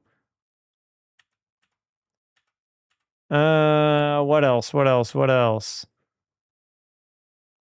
Amusement Cruising. All right, here we go. So again, full year after, and still at number 2. Still at number 2. A whole year after it came out. Unseated by Quiz Earth Defense Force. But again, it seems like the quiz games just like to kind of slip in there and take spots for a little while before they disappear, right? You've got, again, more quiz stuff making its way in here. We got Knights of the Round that made its way in here as well. A game I do not like as well as King of Dragons, but it is interesting in its own way, I would say. Quiz, Stand Up Outside. Like, I feel like we're really scraping the bottom of the barrel for quiz game names here, aren't we, at this point? Quiz, Roka ni tatte nasai. I feel like this is like a teacher telling a misbehaving student, go stand out in the hallway. Chibi UFO, go stand out in the hallway. Go into the hallway. Go clean the erasers. But just, I don't know. And I mean, I guess you had Sega do a quiz game about forgetting your homework. So I feel like that kind of works. We've got Captain Commando. All right, you can play the quiz game. I take it back. Play the quiz game. Captain Commando appearing over here on the table side of the house now, and still sticking around on the upright side of the house too. So Captain Commando, it was no final fight, but it still did pretty well. We actually have a game that will be coming up on scrolling down the belt very soon, Legionnaire, making its debut at number 14, which honestly is probably about where it belongs. And you've got Fatal Fury, definitely not getting the Street Fighter treatment, right? Like taking a big nosedive, going all the way down from 5 to 20. You've got Columns that actually went up. It went up a space, right? Legionnaire is a very odd beat 'em up. It'll be interesting. I haven't started scripting that one, but it is very odd. Is it an isekai or old forgotten quiz game? It's definitely an old forgotten quiz game. I do not have experience with a lot of these, but we'll maybe look at some of them. I'm not beyond doing a quiz game stream. But here, like, look at this. You've got columns above Tetris, which is, I mean, again, both of these games have been on this list for a very long time. So like, it's not like either of them are new at this point, but like columns somehow pulling ahead. What a world we live in. Yeah, both Sega releases, both Sega puzzle games. No, I don't know. Legionnaire, I think, is its own thing. I don't think it's particularly based on any kind of a licensed property or anything on that. I'm pretty sure anyway. They do. As they're going back by in the hallway, they just okay. And so now we enter May 1992, and I think we know what's going to happen here. This is now where we finally, like, Champion Edition is out. It's been out in Japan for a month. And so now we kind of want to see what that does to the charts. With only a month ago, the original Street Fighter 2 is at number 2. So what happens when Champion Edition hits the scene, right? What a setup this is here. Coca-Cola Suzuka 8 Hours. Like, it's like almost like a Daytona USA style, like, bank of 4 ride-on bikes here. Your childhood arcades had a Suzuka 8 Hours. Nice. I don't think I ever saw this game in the wild. I think it was the first time I only messed around with it in MAME, and I was like, oh, this game was really popular. Wow. Oh my gosh. How did I never see something like this? More ads for Dark Seal 2. Anything interesting in the kids stuff here? Not really. We go asterisk, or asterisk, sorry. Another thing that will be coming up on Scrolling Down the Belt before too terribly long. A game and a property that I don't really have much experience with, but I'll be figuring it out. That's for sure. What else? Let's see. There's ads for Champion Edition, ads for Silent Dragon, another game which will eventually happen on Scrolling Down the Belt. Ask Rick. What am I supposed to ask Rick? What does Rick even know? Don't want to ask Rick. King of the Monsters 2, along with Baseball Stars 2. Let's see. Well, lots of Neo Geo stuff. We got Ninja Commando, too, not to be confused with Ninja Combat. Silent Dragon was made by the Double Dragon 3 guys, yes, which can be a good thing or a bad thing, depending on your feelings on Double Dragon 3. Unfortunately, I think these are the more generic ones again. We've kind of got just like, you know, generic girl in, I forget what it's actually called, China Fuku, but it has a more proper name than that. And like baseball guys and comedians and things like that. So unfortunately, nothing on the level of what we just, can you imagine if they had like rounds of SNK plushies? Oof. That's what I want to see. All right. What else do we got here? All right. So this is a very, this makes for a very interesting situation, I think. I actually kind of love this top 25. I would love a plushie of Bomb Jack. I would take it. They might have been Kodo Q cars. We'll go back up and look in a second, but it just so happened that I hit this one for an episode of Scrolling Down the Belt that will go public early next week about X-Men, but this was germane to that. But look at this. So not really much of a surprise at all that Street Fighter 2 Champion Edition hits the ground at number 1, right? We got Aero Fighter, aka Sonic Wings from Video System at number 2. Good. This is a good game. World Warrior at number 3. So like you've got number 1 and number 3 taking up by Street Fighter games. And then Be Still My Heart, Cosmo Gang the Video is at number 4, up from number 5. I love Cosmo Gang the Video. I love Cosmo Gang the Video so much that, and when Enerjax did a Don piece, her concept was she wanted them, maybe I'll have to try to find a link to that piece. Hold on a second. It might be easier for y'all to look at it if it's up in her store. And plus, I think folks here would really like... where is it?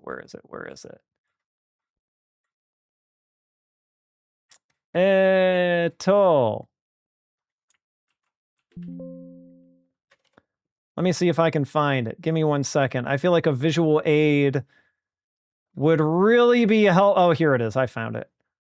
All right. 1 second. I will drop this link in chat so y'all can look at it. So you can kind of see the concept based on the image, right? It's like various paranormal and alien-themed games. And for those of you who have seen Don, that makes sense, because it's like the obsessions of the two main characters, right? And that Cosmo Gang the Video charm was my idea, and I am very happy that I managed to get somehow a Cosmo Gang the Video thing into one of her pieces. I feel like I've really achieved something more than all the other things I've suggested to her and have made it in there. I am the most proud of that one. So Cosmo Gang the Video is definitely going to appear on a stream here at some point. Because I love it. I love it. All right. So like, I don't know, this just makes for a very interesting top 25, don't you think? And you've got, Fatal Fury even kind of still hanging on, barely. It dropped down to 19 from 15. So like it still has some mind share. Yeah, when I think there's only been one person who's ever recognized that a Cosmo Gang the Video thing was in that print, and I was just like, oh my God, there are dozens of us, but like in this case, I feel like there are single digits of us. You still got Knights of the Round hanging on there. You got Mutation Nation hanging on. Tetris came back up. Like this is what Tetris does. Like, look at this. Like it's never really off this list. It went up 2 spaces from 25, and so now it's like ultimately prevailing over columns, right? So it's crazy how some of these games just had so much longevity back then. It does. It's just like the Goonies. It never says die. Yeah, well, I'm glad that I should have assumed that it would be you who would also be a fellow Cosmo Gang the Video lover. I'm very glad to hear that too. Well, if nothing else, Enerjax, you'll see it. You'll see it one day here on this very stream. All right. So before we get to the music, I want to take a look at one last thing. We've looked at Game Machine, but now we got to look at Gamest, because of course we have to look at Gamest. And we've looked at Gamest before, and we've seen, how Street Fighter 2 kind of did in here. Let me see. Okay, we're up from 89. This is Gamest, the best game, part 2. Let's see. We got to get to the right year first. Okay. So this was their 91 thing. And so let's just take a look at 91, because this is the year that World Warrior came out, right? And so this, did I miss the, hold on, I think it's up here. Okay, so these are the Gamest Awards. These are the reader voted ones. And like, look at this landslide. Like the amount of votes between number 1 and number 2, Dragon Saber being number 2, is enormous. Like 722 versus 45. Like that is just a landslide if I've ever seen a landslide. And I mean, you've got other really, very Gamest coded stuff in here, right? Like Detana Twin Bee is at number 3. You've got Starblade at number 4. You've got Cotton at number 5. Like, good job on that one. You've got Edward Randy at number 6. You've got Gun Frontier at number 7. You've got Death Braid at number 8. Yeah. You've got Steel Gunner at number 9. You've got U.S. Navy at number 10, the sequel to Area 88, which actually was tied with what is that? Roosters? I feel like this is a Capcom game that I'm not making the connection with as to what it actually is. But so like that's, and then I mean, let's look at our yep, Carrier Air Wing. Thank you for that. I knew it had a different US title. And like you can see Street Fighter 2 all over every single category that you can find in here, right? Like Roosters is the running. Okay. White guys all named Mark. Anime with white guys from America. U.S. Navy. Yes, that is pretty much what they did. There's definitely people out there who like U.S. Navy, though. I've not played too much of it myself, but all right, let's look at best character. So is anyone surprised to hear that Chun-Li won number 1 for best character? Probably not. Cotton actually got number 2. I respect for folks voting for Cotton. But then it just turns into the Street Fighter 2 show here at this point, right? You've got you at number 3, Guile at number 4, Dulcim at number 5, Zangief at number 6. You've got Wimpy from Detana Twin Bee at number 7. You've got good old Edmund Honda at number 8. You've got Ken at number 9. You've got Blanca at number 10. You've got Shiria from Dragon Saber at number 11. You've got Randy from Edward Randy at number 12. Well, they're even counting the boss characters, even though they weren't playable. You've got Vega, aka M. Bison, aka Dictator, as number 13, who's tied with Roosters from 1 to 3. You've got Merora from Detana Twin Bee. You've got Belrog, aka Vega, aka Claw, at number 16. You've got Twin Bee. This is a misprint. They Twin Bee from Street Fighter 2.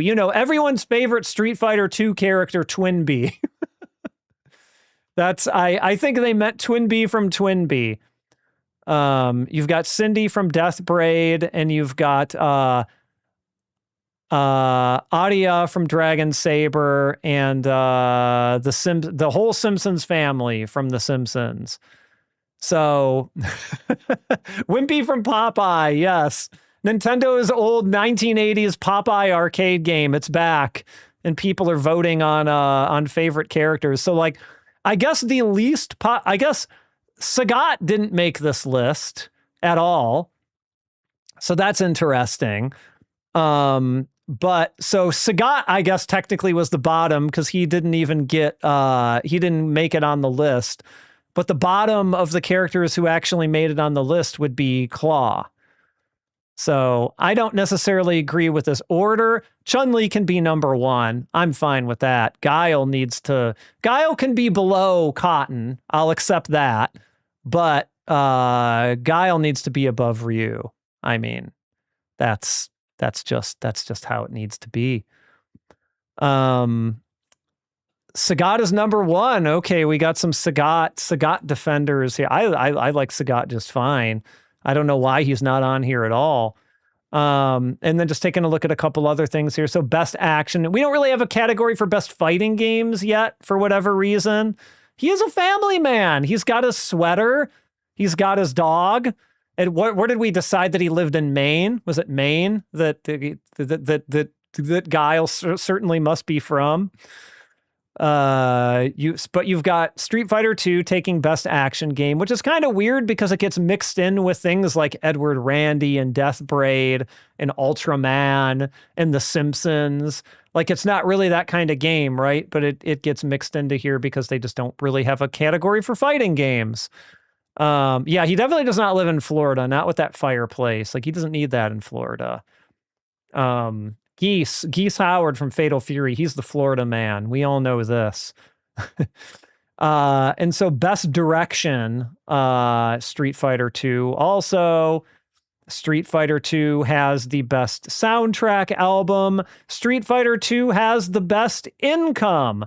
Shockingly, though, for Street Fighter 2, if you look at this, the next best grossing game is Final Fight, right under Street Fighter 2 in 1991. So, like, again, you go back to the thing where it's like every arcade had Street Fighter 2 and Final Fight. It's like, again, proof. What more proof do you need than seeing these income? And again, player popularity. Street Fighter 2, Final Fight. It's right there. It's right there in black and white. Edward Randy, aka the cliffhanger himself. Yes.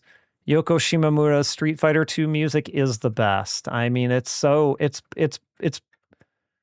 lived this long, right? And it's maybe one of the most memorable things about that game. And so, like, best VGM, Street Fighter 2. There it is.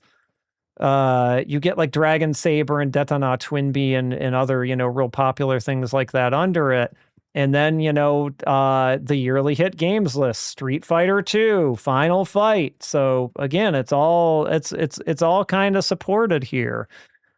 But what happens if we go to the year after this? So we already are, not surprisingly, seeing that 91 Street Fighter 2 swept everything. So what if we go up to 1992? By the way, Street Fighter 2 Champion Edition called Street Fighter 2 Dash, because of the little dash symbol that comes after the name, right? Street Fighter 2 Dash in Japanese.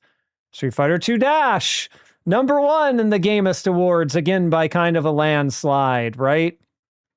But we have some pretty interesting games in here alongside it, though. And again, this is all reader voted, I want to remind you. I'll zoom in on this a little bit. All right, Street Fighter 2 Dash, #1. Wolfang, Data East Wolfang, a shooter, #2. We've got Undercover Cops from IREM at #3, tied with ZexX from Konami. In 5th place is Ryuko no Ken, aka Art of Fighting on the Neo Geo, actually got #5. A fighting game which has no combos. There's another fighting game on here that has no combos. Well, kind of 2 fighting games on here that really have no combos as well. But we kind of have a lot of Neo Geo fighting games on here. We've got Art of Fighting, which was apparently the best one, according to readers of Gamest. We've got Metal Black, Taito's Metal Black at #6. We've got Captain Commando at #7. We've got Sonic Wings at #8. We've got World Heroes from SNK and Alpha Denshi at #9, which honestly, and #10 is Garo Densetsu, aka Fatal Fury, another fighting game with no combos. Yes, Akuma, aka Goki, his first appearance was definitely Super Turbo. If you fulfilled the right conditions, he came out and, murdered M. Bison, basically. If we're going to rank these SNK fighting games, if we're going to rank Art of Fighting, Fatal Fury 1, and World Heroes, I'm putting World Heroes up above those 3. Maybe it's just because I have weirdly fond memories of playing the Super Nintendo port of World Heroes 1, But I think that's a better fighting game than Fatal Fury 1 or Art of Fighting 1, personally. Other people might agree. Yes, Roman Reigns. Oh, God. Later, obviously, as the Fatal Fury and the Art of Fighting series went on, that shifts, I think. But yeah, I love the agreement for World Heroes being the best of these three. I kind of have a weird soft spot for World Heroes. I won't lie. I would call myself a World Heroes sicko. But let's take a look at some of this. Best character. So we're gonna have some repeats, right, of the Dash versions of these characters. So yeah, World Heroes is definitely a better game on a mechanical level. Like, it has a little bit more going for it. And I can't remember if you can actually do, I think you can like do simple chain combos in World Heroes 1, but I might be off base there. I know you really can't in Art of Fighting 1 or Fatal Fury 1. And you just have a lot more characters to pick from in World Heroes 1 as well versus those other two. You've got Rosa from Undercover Cops, number 1 on the best character list. You actually surpassed Chun-Li this time around for best character, second place versus Chun-Li in third. Speaking of World Heroes, Jeanne d'Arc, from World Heroes, made number 4, also the character I play in World Heroes. Flint from Zexx. You've got, how do you read that? We'll just say Mao from Sonic Wings. I can't rattle off the character names from Sonic Wings too much. King from Art of Fighting in number 7. You've got Rasputin, of all people, from World Heroes that got number 8. You've got Robert Garcia that won out over Dio. Like, Dio is not even on here from Art of Fighting. The only Art of Fighting character, apart from King, the only playable in story mode Art of Fighting character. Oh, is it? It is Mao, isn't it? You're right. You're totally right. But Robert Garcia. You've got the titular captain from Captain Commando. I will not, a character from Wolfang, who I'm not 100% sure how to read that kanji for. Mel from Puli-Rula represent. You got Terry from not King of Fighters, Fatal Fury. You've got Janetti from Captain Commando. What was Janetti's name in the English version? His name wasn't Janetti. It was Mac the Knife. His name was Mac the Knife. You've got Ken from Street Fighter 2 Dash. You've got Balrog, a.k.a. Claw, from Dash. You've got Hasamiman from Undercover Cops. You've got Vega, a.k.a. Dictator, from Dash. Like, a lot of Street Fighter characters dropping off here. Yep, Babyhead is Hoover. And Hoover, unfortunately, is not on here. Like, Hoover, I'm ride or die for Hoover. But he's not here, unfortunately. And then you've got a couple more Zexx characters. And I mean, again, like, it's kind of the same story, though, right? It's like Street Fighter 2 Dash takes best action game over. I guess they really loved Undercover Cops. I'll be interested to see how I feel about Undercover Cops when I revisit it. Captain Commando got number 3 for best action. Yeah, I agree. Hoover needs to be higher on that list. I think he's the best character in that game. Like, he is the Mike Hagar of that game, and that makes him the best. Captain Commando, you've got Art of Fighting at number 4. You've got Wolfang at number 5. Sorry, I said that was a shooter earlier, but I was confusing that for a different Data East game. World Heroes at number 6. Fatal Fury at number 7. What is this? Virtua Racing at number 8. Which Virtua Racing is, they're just throwing everything into the action game pile here. Puli-Rule on number 9. Warrior Blade, Taito's Warrior Blade at number 10, interestingly enough. Best Direction is an interesting one. Street Fighter 2 Dash is actually fairly far down the list here at number 5. You got Art of Fighting taking number 1. The best album was the Street Fighter II Image album. They don't have the one on here that we're talking about yet because I don't think it had come out yet by the time that this this magazine was printed. We're getting there, I promise. We're almost to the songs. Best income, we've got Street Fighter II still at number 1 because it was still, a high performer throughout the better part of this year, right? Street Fighter II Dash coming in just behind it. And you've got like Captain Commando right under that, and Garo Densetsu, Fatal Fury with like income, best income right after that. Julius Wade from Violent. I think it's too early for Violent Storm. Was Violent Storm 93? I think that might be a little bit later than when this magazine came out. I think we might be waiting a year or so for Violent Storm. Let's just round this out here. Sonic Wings, of course, got Best Shooter. Best Graphics actually were ZexX. I'm not surprised that Best Street Fighter II Dash didn't get Best Graphics because it's kind of like didn't really have any significant graphical improvements over the original Street Fighter II, right? Not really. So you've got like ZexX, Virtua Racing. Art of Fighting, I could see saying has really impressive graphics with its scaling and all that, right? Certainly more so than World Heroes. And you've got stuff like Metal Black in here as well, and Puli Rula. Yeah. So again, I mean, like Street Fighter 2 still pretty much top of the heap. You've got some challengers, but not a lot of them. Oh, there's Cosmo Gang the Video. Cosmo Gang the Video came in at number 17th on the yearly hit games list here. So there it is. It's in there. The music in Puli Rula is neat. I think Puli Rula is kind of a neat game. I need to learn the clear a little bit better, but it's a really cool game.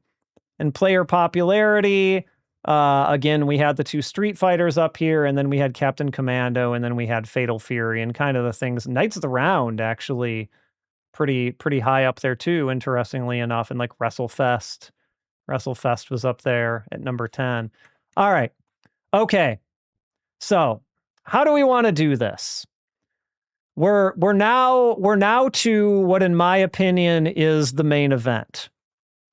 So I am gonna, let's see here. I'll switch back to this mode for just a second, but we have a special thing I want to look at. So at the end, let me update the marquees here. One moment.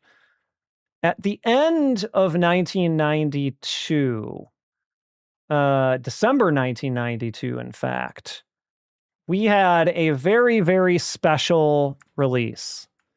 And this is not a video game release. It's not the Street Fighter II Image album. The Street Fighter II Image album is a little bit different.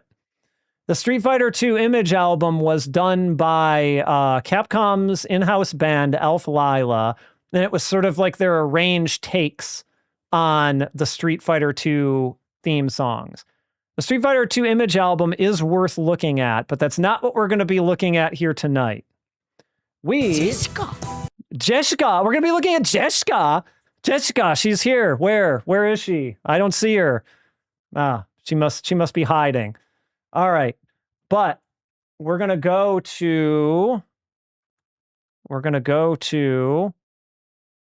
hold on. I reorganized it. We're going to go to woohoo! Special camera, because tonight, my friends, we are looking at Nesshou Street Fighter 2. Nesshou being the Japanese word for singing enthusiastically. So why would we be singing Why would we be singing Street Fighter 2 songs enthusiastically, do you suppose? Well, I'll tell you why we'll be singing Street Fighter 2 songs enthusiastically. It's because they have vocals. These are rearranged vocal versions of your favorite Street Fighter 2 hits. We're talking all of the character songs. They're all here, and they're all sung by different notable people. And we're going to go through these tracks in order. And we're going to see what's going on with these. And we might even look at some of the lyrics. I can't find all of the lyrics online, so I might have to do this the hard way and actually open up the booklet and look at it at various points. But we have the special camera here because we're going to show some of the photos that are in the manual as well, too. And in fact, or the manual? Did I just call it a manual? The booklet. Instrumental and original. Yeah, so there were actually 2 songs from here that actually got CD single releases as well. And one of them is our first one. Our first one on the list here for this evening. Let me see if I have anything to hold this in place.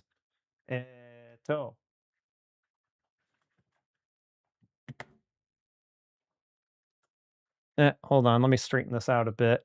I'm doing this from the side, as you can see. Doubting. Come on, Doubting. Here she is. Here's Chunners.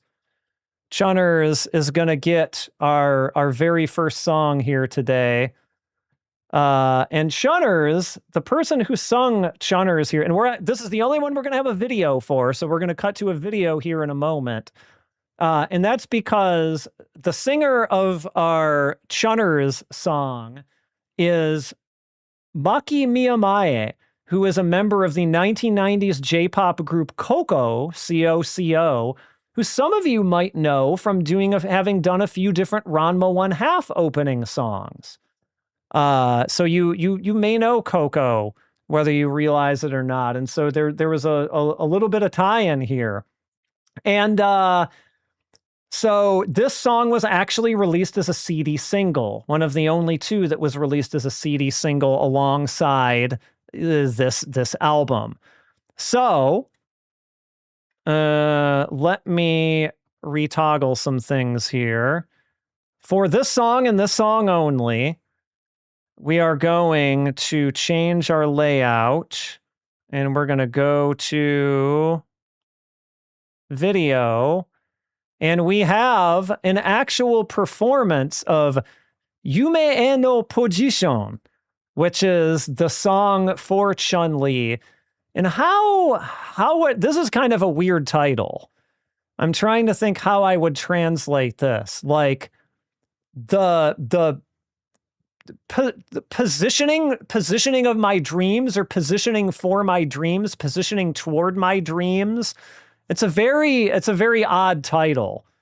And a little bit hard to suss out exactly what they were going for here. So let's play. I'll turn this up a little bit.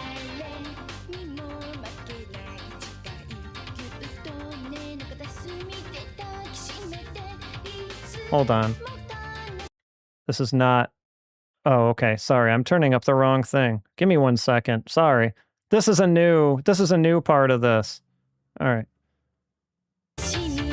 There we go.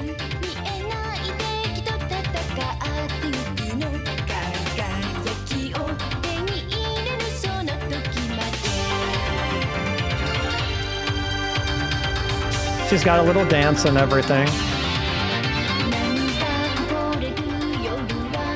Yeah, she totally nailed that outfit.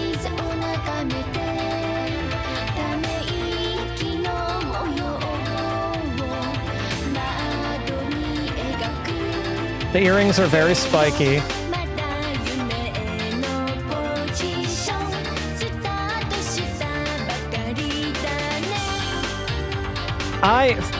For my part, the yas are inserted in here.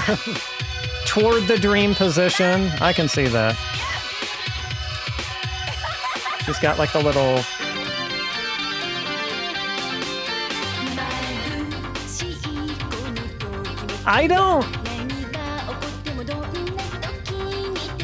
This is a fine song for Chun-Li. It's a little bit basic for me. I wish they would have tried to do a little bit more with it. And oh god, this lyric, the font and the lyrics are really hard to read in this.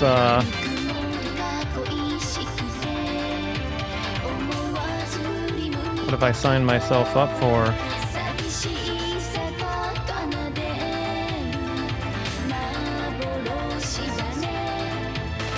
But I appreciate how they went with the promotion for this, like having her dress up with Chun-Li and what that. They did not do this for the second single on this album.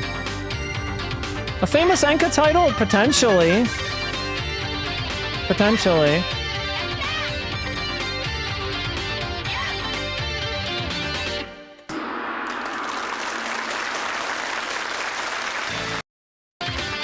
I wonder who was on after her. Somebody went on after her, but it cut off. And I mean, I would say the lyric, like you can definitely find, this is one of the songs you can definitely find translations for online, but like the lyrics for none of these are going to be like really like great shakes, right? Like that's just kind of how it is. Like they weren't really like hiring like super crazy songwriters or anything for like most of these. Like you have stuff like hold on, I'm actually just pulling some of these up online here. Like I open the door to the future, the key is always in my heart. You know, happiness is surely waiting for me and things like this. Just sort of like generally sort of like inspirational type of lyrics going on here, which I guess they attributed that to be like the most appropriate thing for Chun-Li, right? The thing I appreciate most about this is the performance of it. Like, I think the song itself is just sort of okay. Like, I agree, for the time, like, that's a legitimately amazing Chun-Li costume. Enerjax can maybe talk about what it's like to wear Chun-Li bracelets and not stab yourself in the face with it. I think she has some experience there. But yeah, exactly. You know, the wind blowing across your face and the key being in your heart is absolutely what you think of when you've just done a spinning bird kick to someone. Nani nani, I am Chun-Li. Nani nani, hyakuretsu kyaku. All right. I guess for the rest of this, let's go back to chat. But okay, so I said, let's go back to chat. Thank you. So now we'll take a look at what is the next song. And the rest of this will just be getting audio. We won't be getting any accompanying video, unfortunately, because it doesn't exist. I don't know what to tell you. It doesn't exist. Oh, wow. This is an old picture of him. All right, hold on.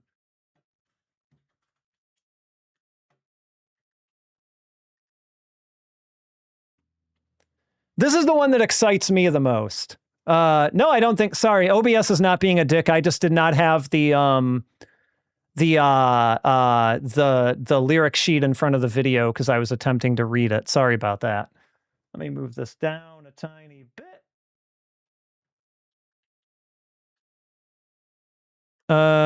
Yep, no Ken cosplay on video, I am afraid.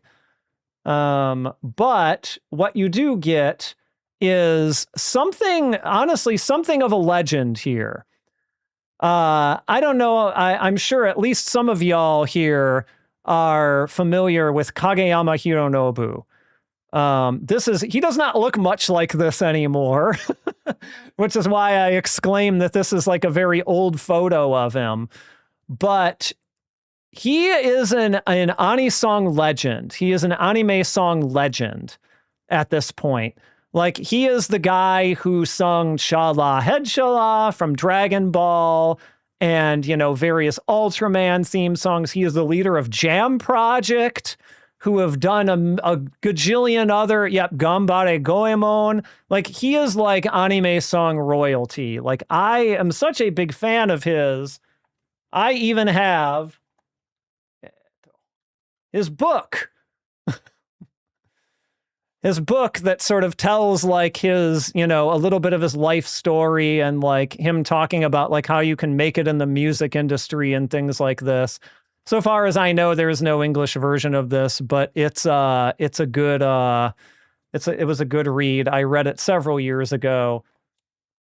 But I'm a huge Jam Project fan. I'm a huge Kageyama Hironobu fan. I like just about everything that he's done. So, with that in mind, let me get the audio queued up here. we are going to hear his song. Jam Project does rule. I 100% agree with you there. Let me get all my stuff in front of me here that I need. And also get the chat up. And this is called Kurenai no Ken. So and Ken here is written in... sorry, I apologize. I didn't say the full title. Kurenai no Ken, Burning Blood. So like Crimson Ken, Burning Blood. So crimson, of course, I'm sure being an allusion to the color of his gi.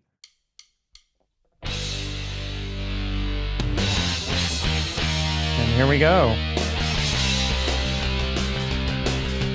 I love the arrangement.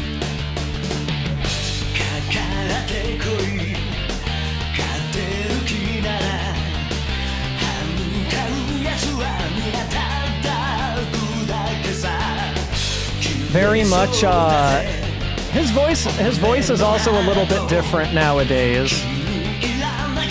It's a little more rocky.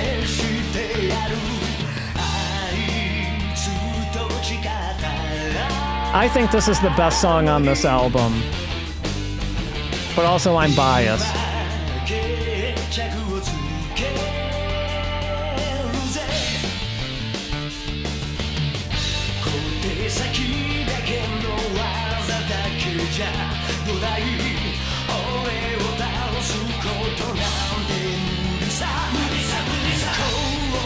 I'd really like to hear him sing this now, actually, that he's honed his voice a little bit more.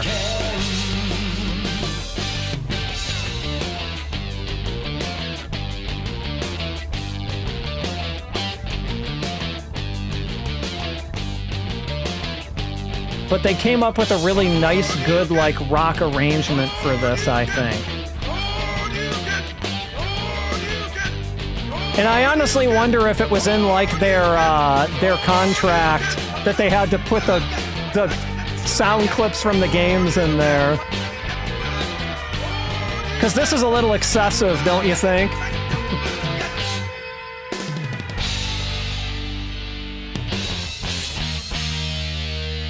Like, they just kind of went a little bit overboard there.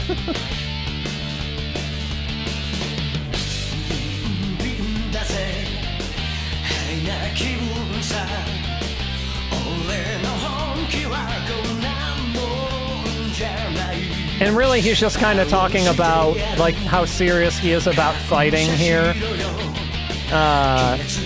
You've got him saying, like, bring it on, you know, if when it comes to, like, having the will to win,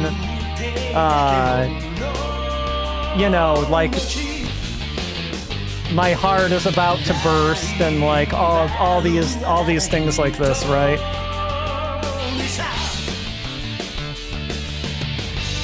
Like, you haven't even seen my final form yet. You haven't seen me be serious.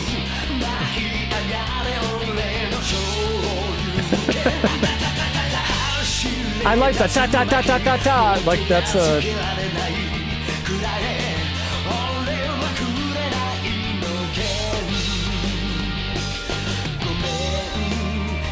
Ore wa kurenai no Ken. I'm the crimson red Ken.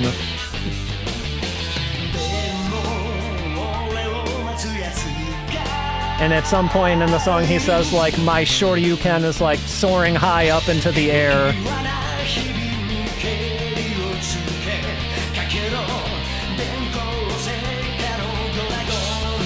Why wasn't it Ken's theme in SF6? They should have had Kageyama come back and do a new version of it. Oh my god, that would have been amazing. That's true, we do have Jam Project, but they did Alex's song.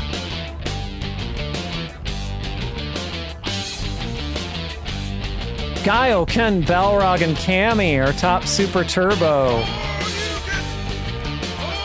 I feel like in terms of viability,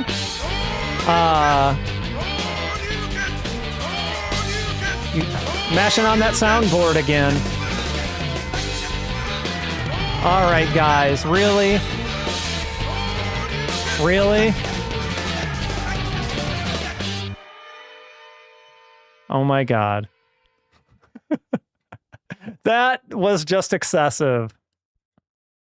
All right, hold on. Before we get to the next one, because the next one is a real treat too. Yep. The 93 game. I don't have that one ready to go, but yeah, that's a good mention as well.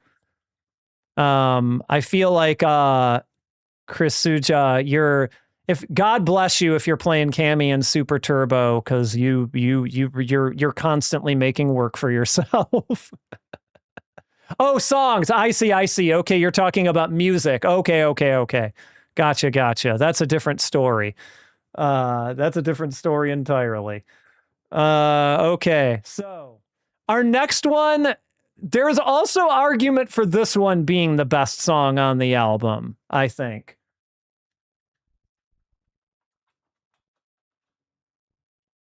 It's Blanca. And for our favorite monster here, we have a little bit of a different take.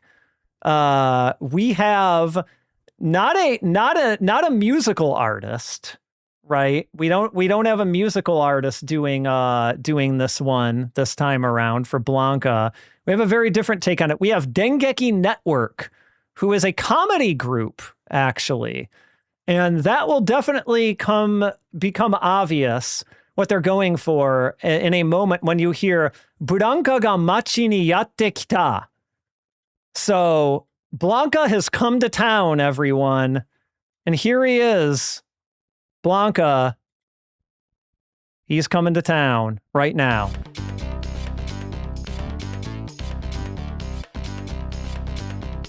Get ready.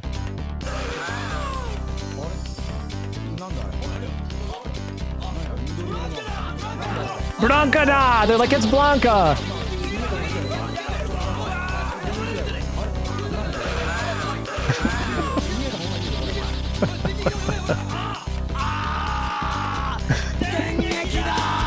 Electricity! Dengeki da!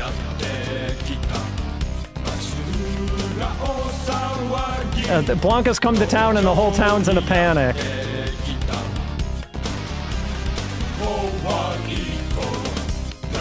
And he's scary. The kids are all crying. Maybe he came to town with Karnov.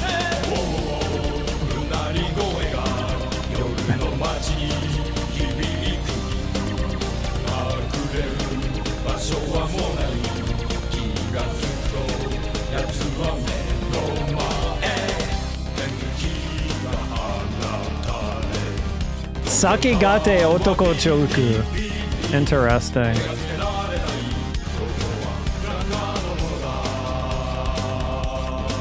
My favorite line is... Oh, hold on.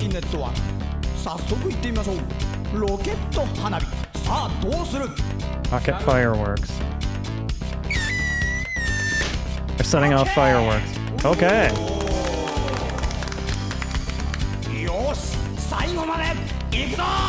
Let's go to the end. They're going to become Blanca. Everyone. Oh.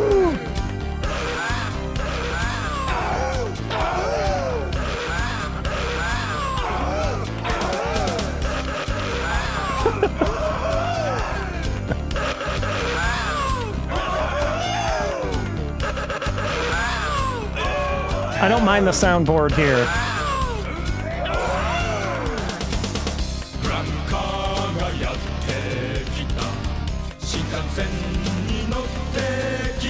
He came to town on the Shinkansen, by the way, the bullet train, according to these lyrics. He's scaring everyone on the Shinkansen.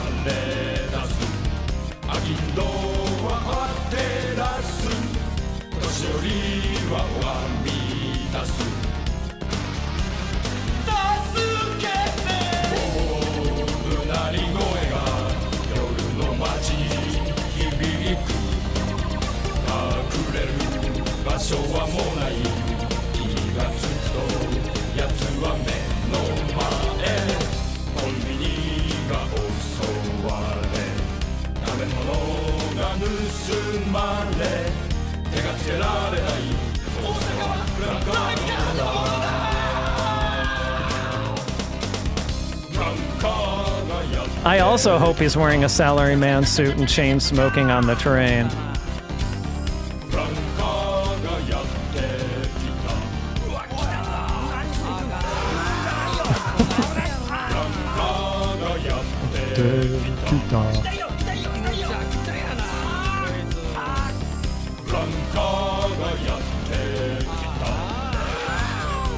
Blanca dressed as a salaryman playing Blanca in Street Fighter 2.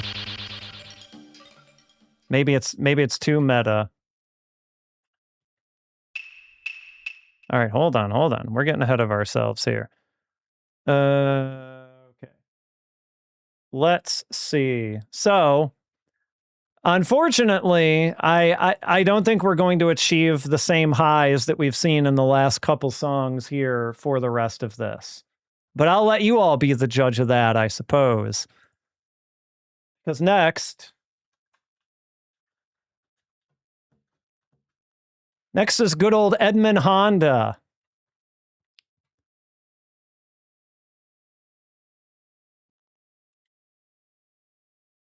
That would be amazing if they made this type of album for Fighters history. I would be very on board for that. The gentleman you're looking at who's about to start singing E Honda's theme is Tora Uganda, who is not a person I was familiar with. Apparently, he is just sort of a general like entertainer, comedian type, and also a drummer.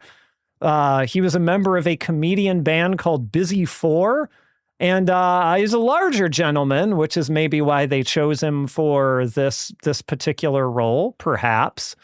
And this, let's see, this is Harite Ippatsu Nihon no Kokoro. So, Harite is like the sumo, like open hand, slap sort of thing, like probably alluding to his 100-hand slap. So like a single slap, the heart of Japan. So let's see what's going on with Honda here.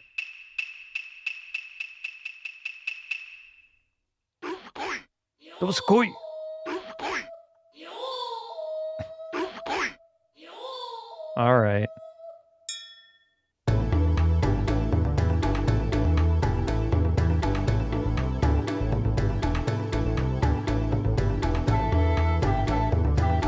About what you would expect, I feel like, right?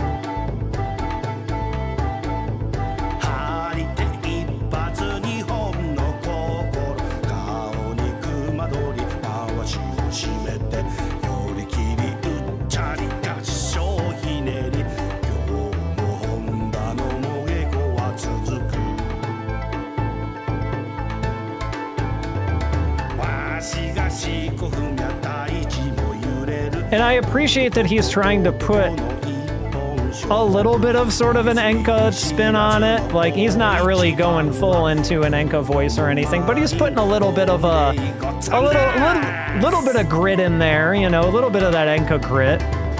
I'll give him that. He's just kind of singing about, like, being I guess aside from Ryu, like the Japanese representative of the game, like his, sumo being like the heart of Japan and things like this. 100 hand slaps even. Yeah, I really feel like the soundboard, I'd forgotten how egregious the soundboard activity was in some of these, I will admit. I mean, the Ken one, I think, takes the cake. But this one's getting there. Yeah, he's training his disciples, getting up early in the morning and training his sumo disciples.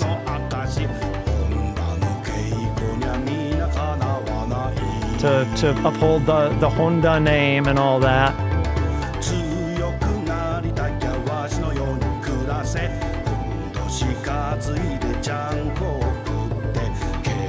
He's even talking about chanko, like chanko. Do you guys know about chanko nabe? The thing that sumo eat. It's like a sumo stew almost.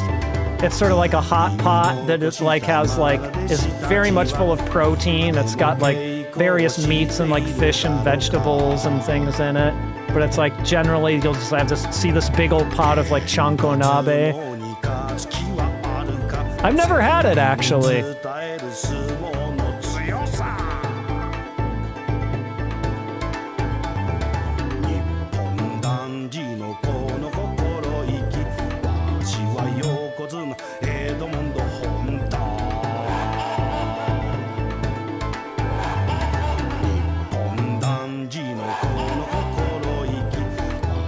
This is, I will say this song is a little bit better than I remembered.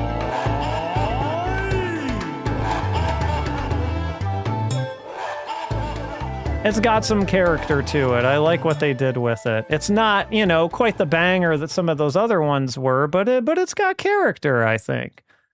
But speaking of character, who's next?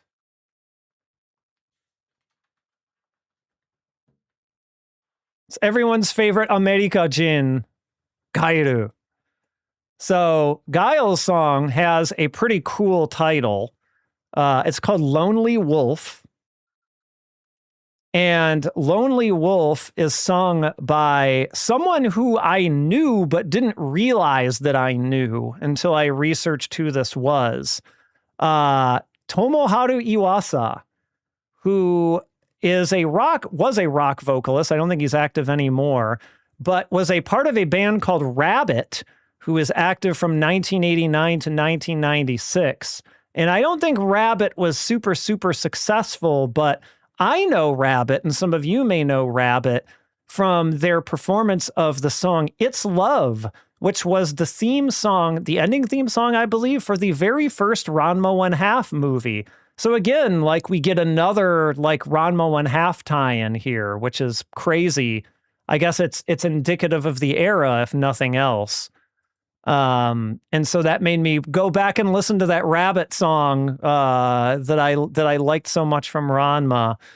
But okay, so here is Lonely Wolf, and this is Guile's song. This is where the sonic boom that I have in the sound bite comes from. And I mean, who doesn't love any arrangement of Guile's theme, really, right? Always welcome. There it is. Pretty classic arrangement of it, I'd say.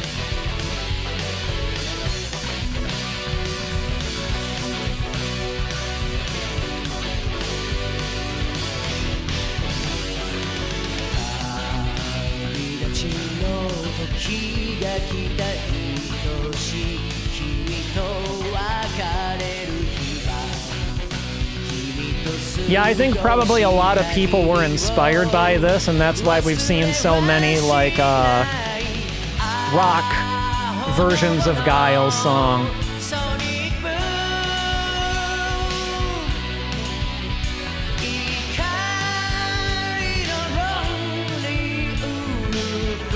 He's the lonely wolf of anger, which maybe that describes Guile.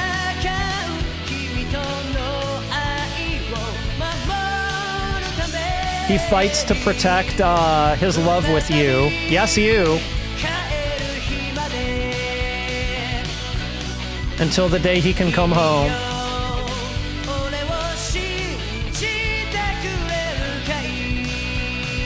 So will you put your trust in him? I'll put my trust in you, Guile. Guile, you have a family. Shut up and get over it. We know. You've got a weird-looking daughter, and a weird-looking wife, and a weird-looking dog at your house in Maine. We know. But at least Guile gets a guitar solo, right? He's American, after all. He needs one.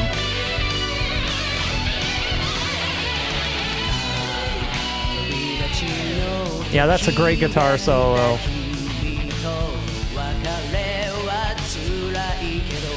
Yeah, this is just all about leaving his family and going to fight. Like it's all thematic along those lines.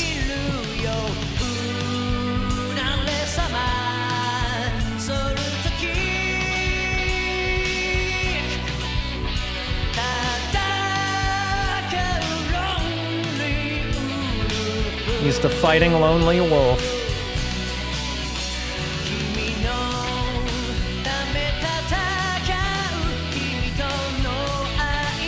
I don't think I've actually heard Ga Metal's arrangement of this. I didn't know that they did one. I'll have to look that up. For the slam shovel!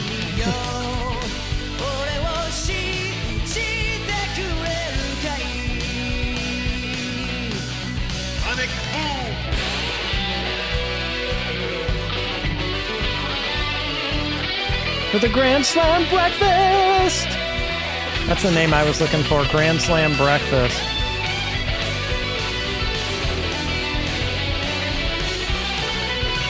More guitar, great guitar work. Definitely best guitar work on this album. I mean, he's an American. He's got to eat at Denny's, right? Isn't that what we all do?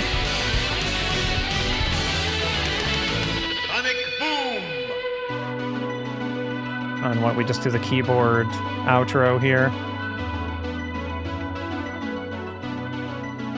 Yeah, I mean, I feel like this is probably the first time that Guile's theme was arranged like that. It has to have been. So I feel like if nothing else, this is probably historically important for that reason. Is that Guile flying away in his jet? He needs a move called the Grand Slam. Yeah. Maybe that's what his suplex throw can be. We can call that the Grand Slam Breakfast. Denny's. Yes. Legally distinct Denny's. All right. Next. Next is everyone's favorite stretchy boy, Dalsim. And Dalsim's song is called Haruka Naru India, so like far away India. And this, we start to get a little bit more obscure as we go deeper into this. Is it a start? Let me look. Hold on. It totally is, isn't it? It totally is a Star Trek shirt. That's crazy. But this is a person who I certainly did not know, Seiji Toda, who is apparently just a sort of general music writer, producer, multi-instrumentalist type. I'm not really sure where they found him, but he is here to sing for you Haruka Naru India, or Far Away India. Maybe they needed someone who could play the sitar, and that's why they found him, since he's apparently quite the multi-instrumentalist.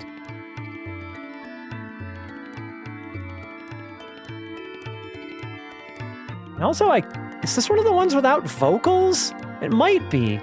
We'll see. I feel like there was one on here that didn't have vocals, and I was like, well, why didn't this one have vocals? Dancing. Oh man, not what you expected, huh?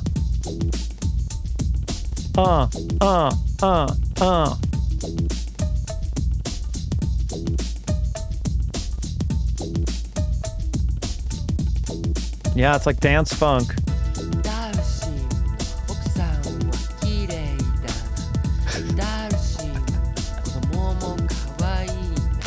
His mom is Dalsim. His wife is beautiful.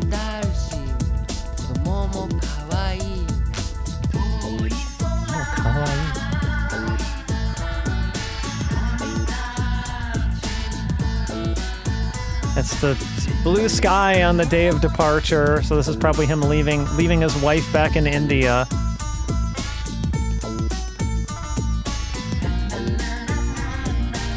Dalsim featuring Guy, featuring Jessica.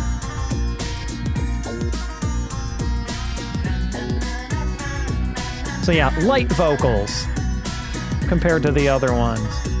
They're probably like, God, what can we say about Dalsim? Well, India, he's got a wife.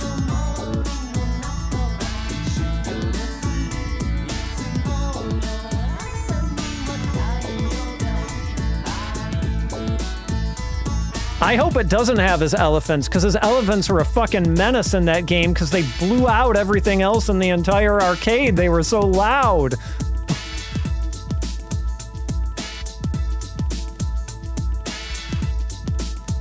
We all remember that, surely. Anyone who played Street Fighter 2 in the arcade back in the day, it's like all you heard was those goddamn elephants. You'd hear them from anywhere. Fire! Oh, there we go. Got Yoga Fire. Fire! Yoga fire! Yoga fire! Keep doing that Yoga Fire, buddy. Oh, there's Yoga Flame. Far away India.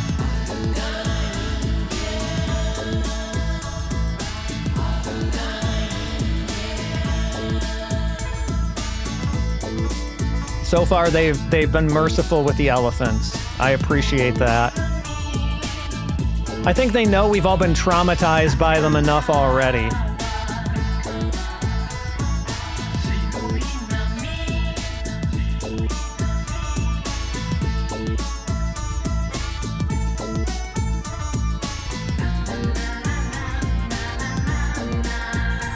But I appreciate sort of a unique take. Like, it doesn't do much vocally or lyrically, but like, it's kind of an interesting take on Dhalsim's theme song. Like, it makes it a little more interesting, I feel like, a little bit more fun.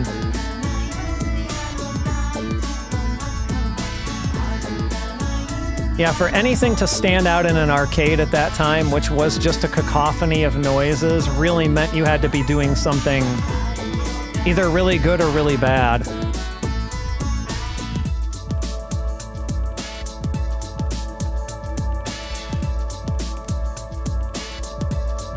And they didn't abuse the soundboard too much either.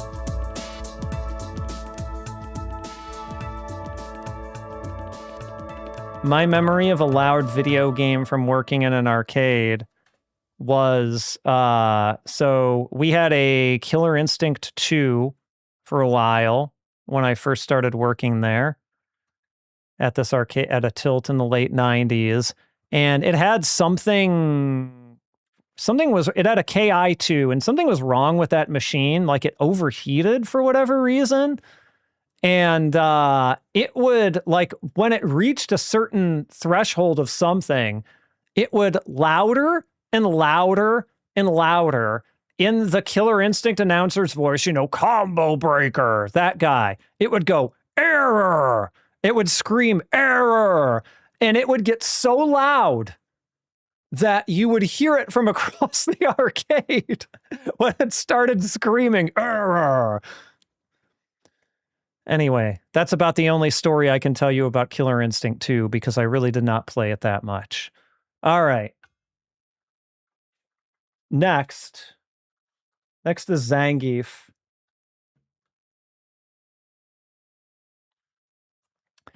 And Zangief, this song portraying Zangief today is Joji Shimaki, a comedian and actor who is associated with Yoshimoto Creative, who some of you may know is a big Osaka-based entertainment conglomerate that does all, or at least did, I don't know if they're still as big as they used to be, but basically managed all the big manzai acts of the day. They were all part of Yoshimoto.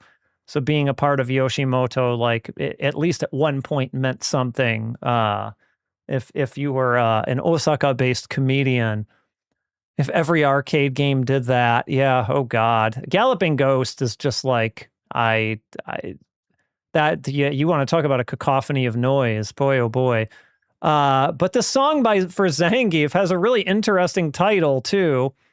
It is called Kyofu, exclamation point, Kyofu meaning like fear, so fear, Bakyumu Otoko. So vacuum man. Now, I'm not 100% sure how to interpret this, but I kind of feel like it's not meant to be like Zangief is a vacuum salesman or something like that. I think it probably does it. Yeah, well, exactly.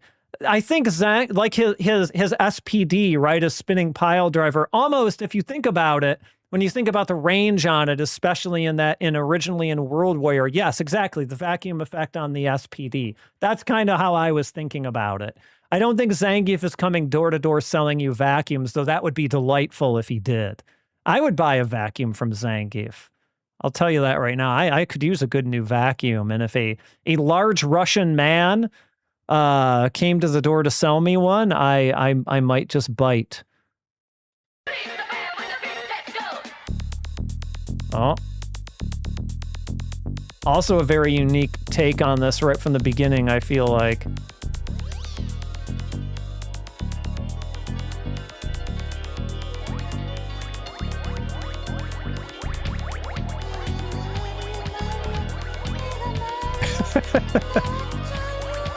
Needs a shop vac for that drywall.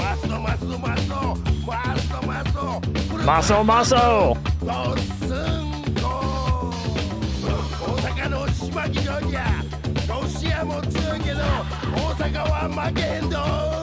He's going in full Kansai Ben. He's like, Osaka's not gonna lose.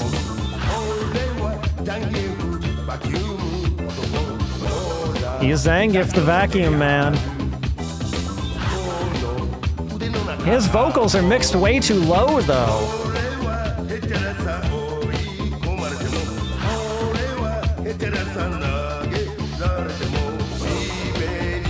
He works hard, he plays hard, that's right.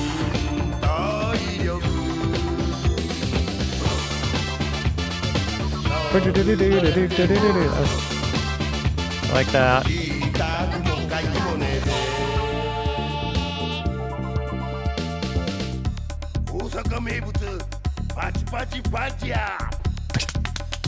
He's just talking about, like, he's just getting as much Osaka stuff in here as he can. You know, Zangief, notably from Osaka. And not the USSR.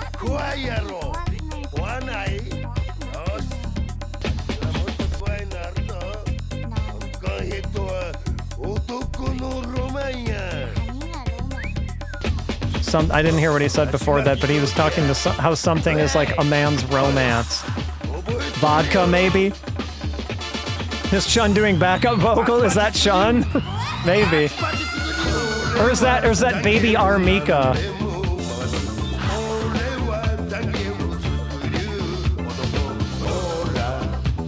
Yeah, he's talking about his skuryu. So like that's what they call a spinning pile driver in Japanese, skuryu, screw.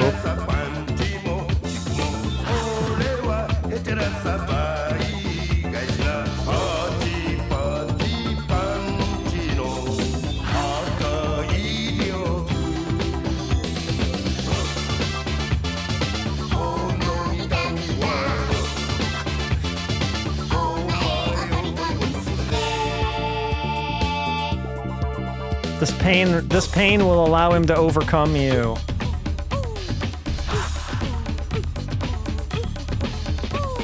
How does that?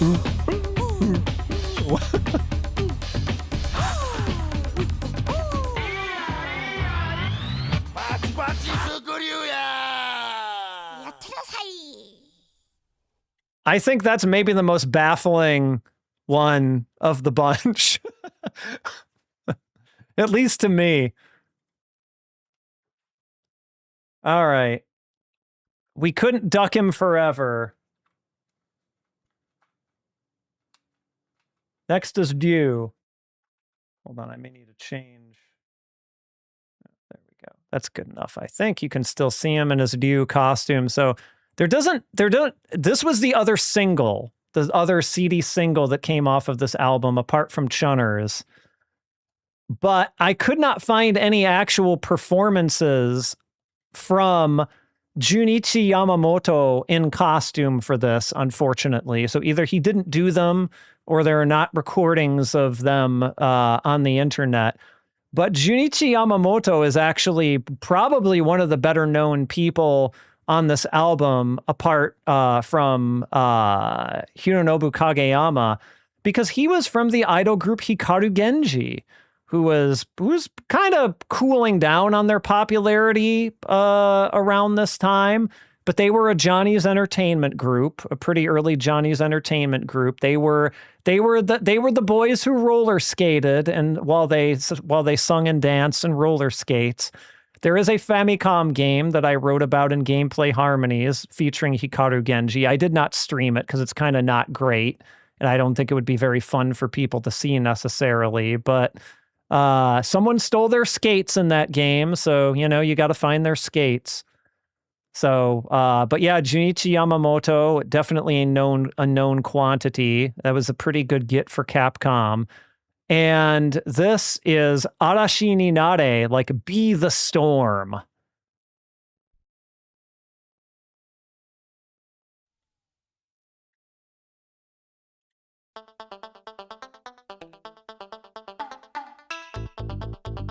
And this is apparently the Tatsumaki intro version, differentiating it from the single version, I suppose.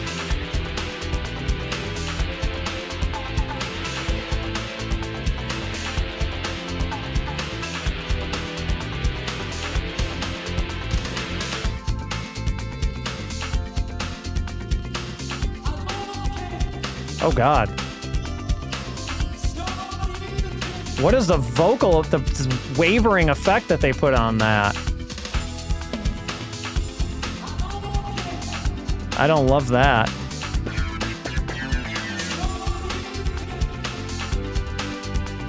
That's clearly him doing it, and not a voice sample.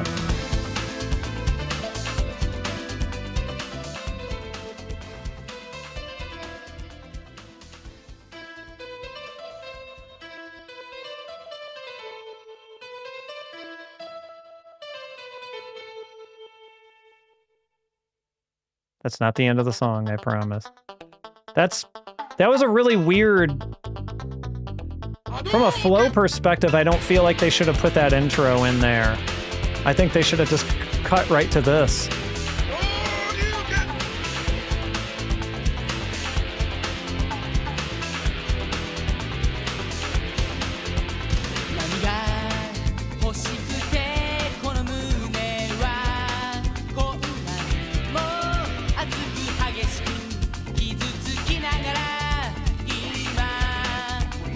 Yeah, it was like talking into a fan.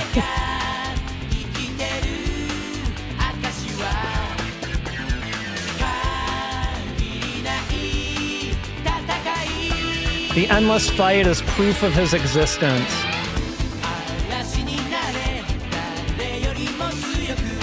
Become the storm, become stronger than anyone. About what you would expect Ryu to sing about in a song.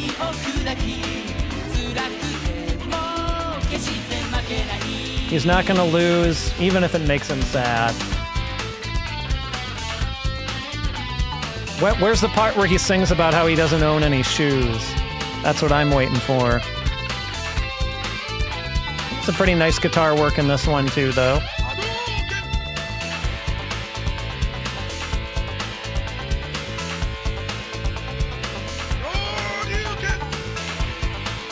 Not quite on the level of Guile's Lonely Wolf, but, you know.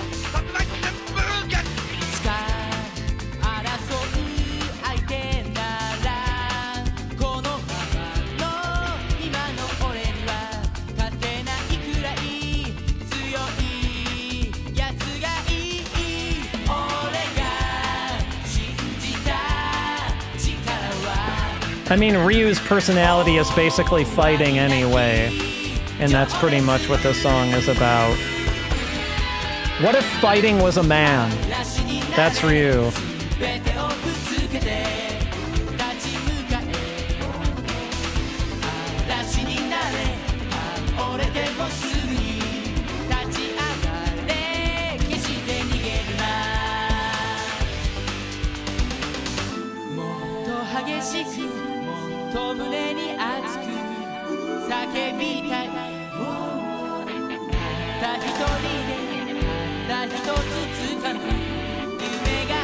Any of the sequel spin-offs have better music than the Two family. Ooh.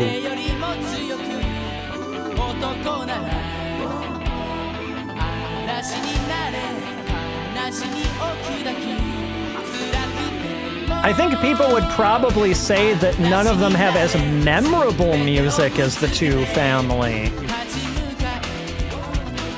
But I feel like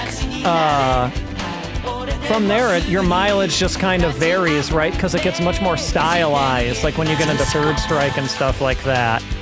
Jessica. どこにあるの、Jessica?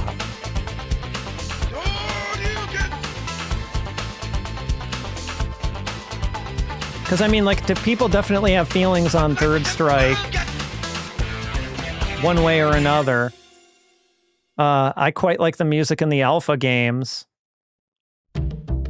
Oh, hold on. We got a water. I could do with some water. Hold on a second. We'll take a little break here. Hold on. Whew.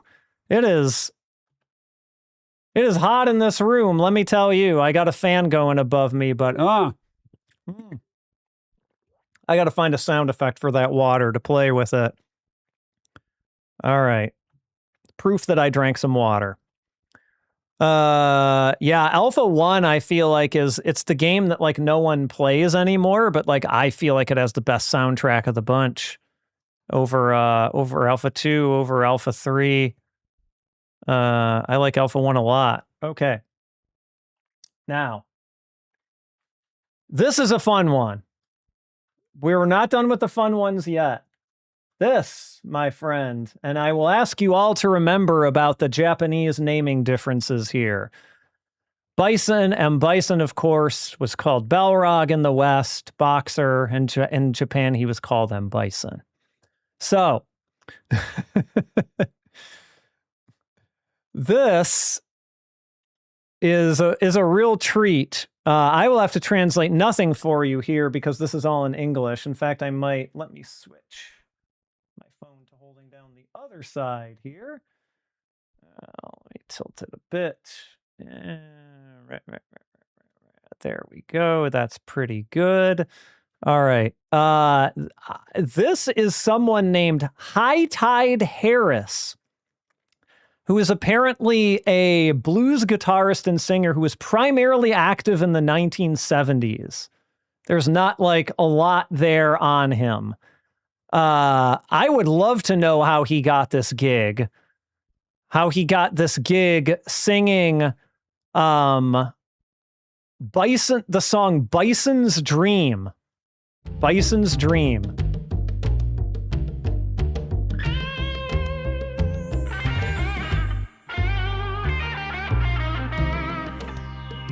I agree that the song rules.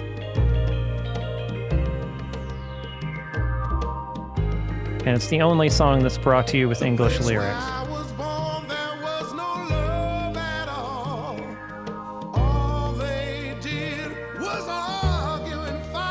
So you definitely have that blues in there.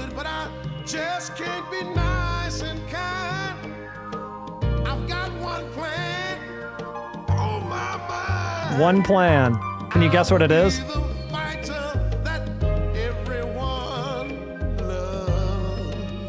Yes, I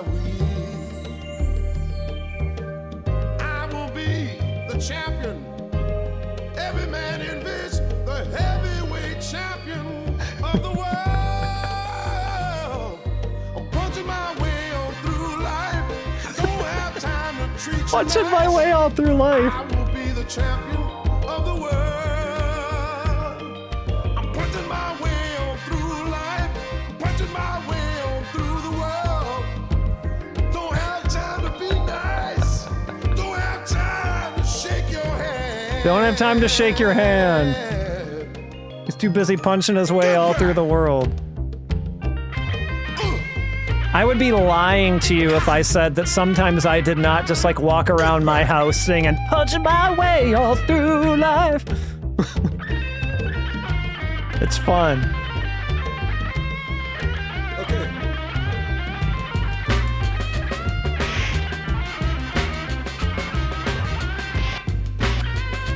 And I don't even really play Boxer.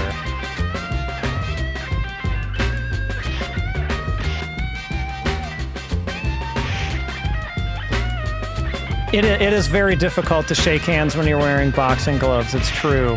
I can't blame him. It's not that he has time, just so much as that he can't. We all gotta take advice from Barlog and punch our way through life a little more. When I win the crown, people all over the world will know my name. Barlog! They'll all sing and shout about my victory. That's the way my dreams keep haunting me. And I want it so bad. You Yeah, know charged that characters are a must thing. do or die. Yeah. That's why I would love to know how he got this gig. I really would. of the world. I'm punching my way on through life, punching my way on through the world. I don't have time to My be guess is that he probably was working in Japan at the time, punching my way but it's just a on guess. through the world, punching my way on through my life. I will be the champion of the world.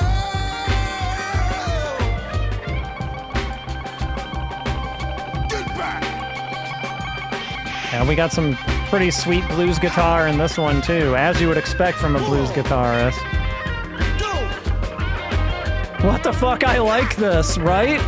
Punching my way on through I wonder if High Tide Harris is still with us. Gonna be champion of the world.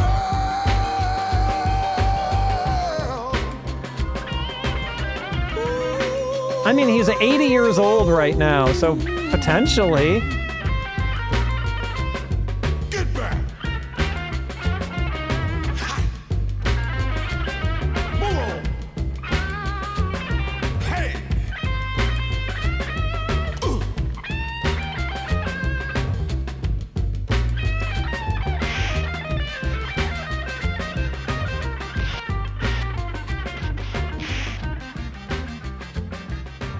Yeah, there's an argument for that being some of the best guitar work in there. I'm very partial toward the guitar work in Lonely Wolf personally, but I could see the argument. Okay.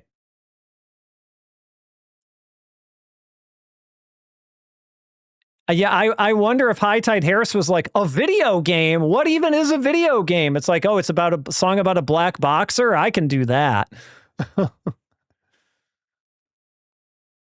All right. But next, we've got the other Balrog, Vega, whatever you want to call him, Claw. And this song, unfortunately, arguably, we will not see anyone as interesting as High Tide Harris for the rest of this album. The singer of this song is Ethica, Ethica. And as you can see, it's just a picture of a rose. He's just slicing my way all through life. Oh, God. But apparently, after doing a little bit of research, Ethica is an alias for the rock metal vocalist Morrie, Morrie, who sung with a few 80s and 90s acts like Dead End and Creature, bands that you may have heard of if you're into more like Japanese hard rock metal type stuff. And this song is called Kamen no Narushisto, so the masked narcissist.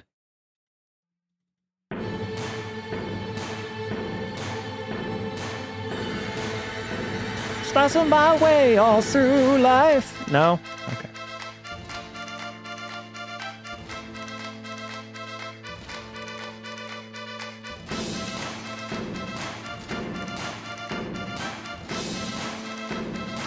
Absolutely correct assessment of him, yes.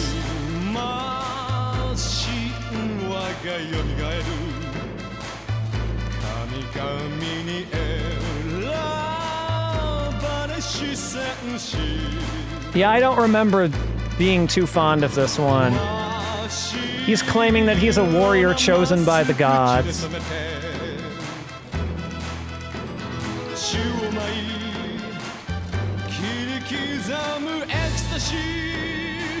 ecstasy that cuts through the sky. Yeah.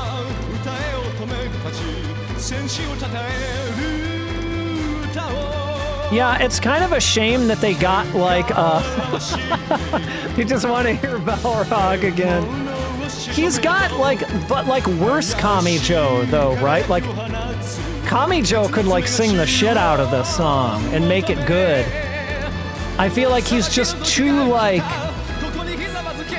he's several steps below Kami Joe. But yeah, that's kind of what they were going for, I think. But they hadn't quite gotten to Kami Joe yet, and so they didn't quite stick the landing. It's bland. I agree. I was actually thinking like this might be the worst track on here, and I think I might stand by that. And like for a heavy metal hard rock singer, like you should have given him something better.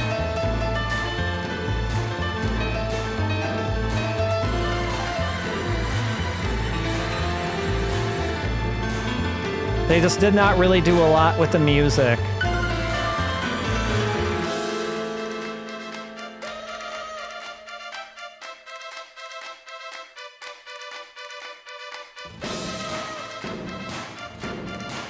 Yeah, Zangief and this being the least like makes sense. Like, I'm not really that fond of the Zangief one, but at least like they were going for something with it.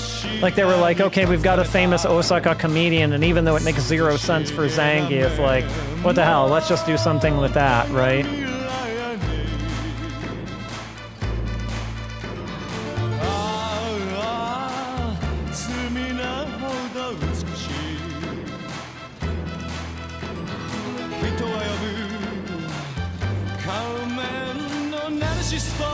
Balrog was a jam. Maybe we can do an encore of Balrog. Okay, I think we're all sort of tired of this one. So you know what? We'll make an executive decision.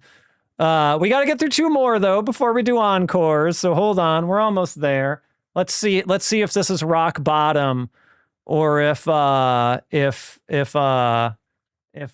we get worse. So we've still got the man who is not popular enough to make it on Gamest's list of popular characters. We've got Sagat still left to go here. And singing Sagat's song for us is also someone I didn't know, Koichi Makigami, who is just sort of a general musician, songwriter, producer type guy. Not known for anything like super specific. And this is Taiga Densetsu, so the legend of Tiger. Tiger.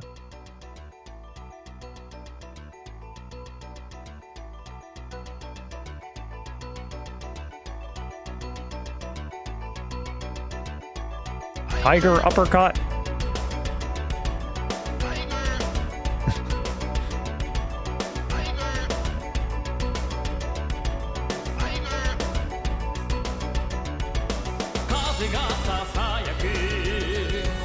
Oh.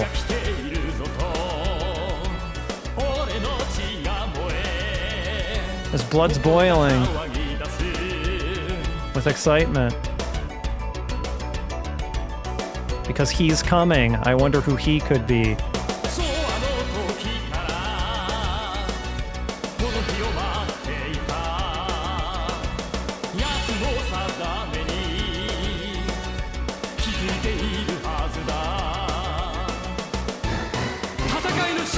Right? Not what you would expect from Sagat, that's for sure.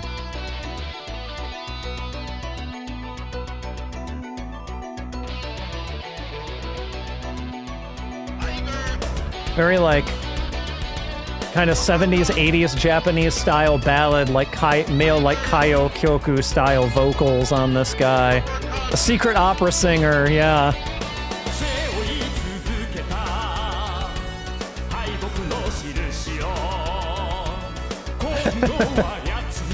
He's getting ready for Henshin right now.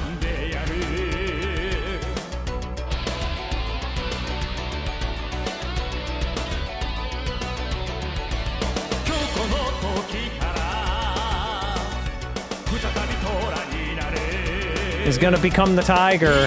The tiger! Baring his fangs. The time to fight is here.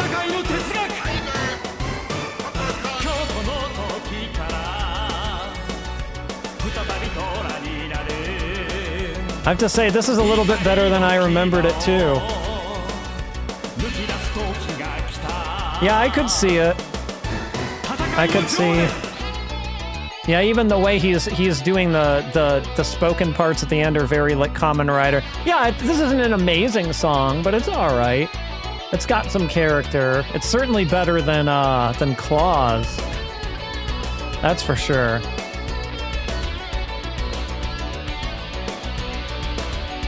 There is energy in the vocals, for sure.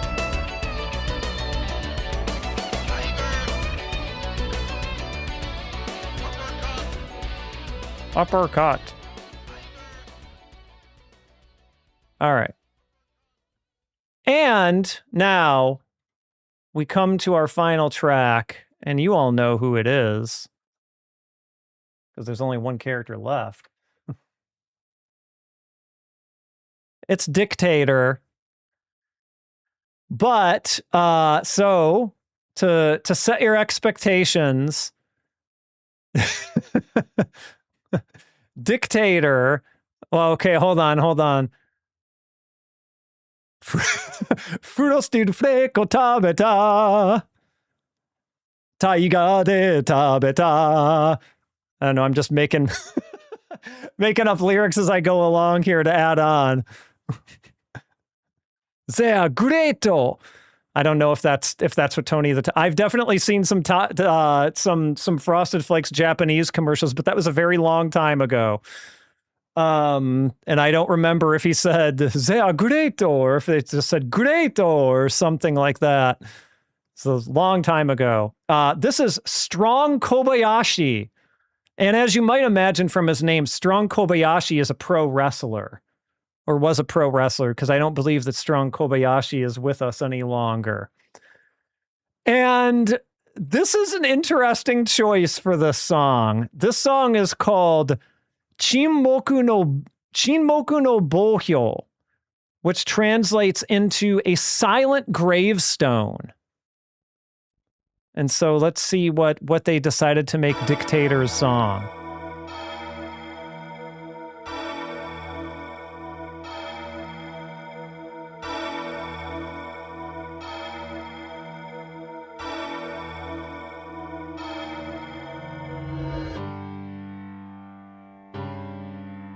Okay.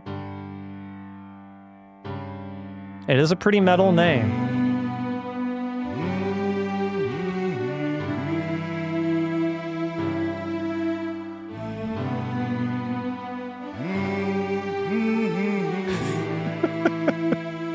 Going to beat it.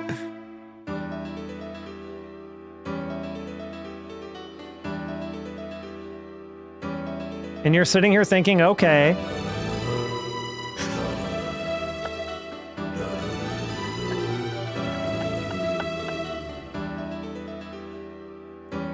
You thought he was just humming the intro, and you were gonna get more, right? I'm afraid this is all you get out of Strong Kobayashi. He's Strong Kobayashi. He's not known for his singing. What do you want?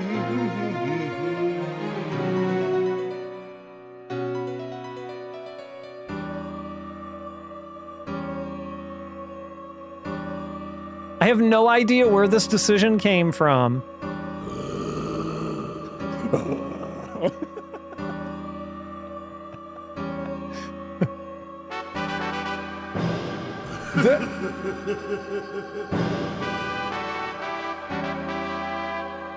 We can only get him in the shower. So, my original thought was, you know how later on, but like the Alpha games codified this, right? They just record someone with that grumpy.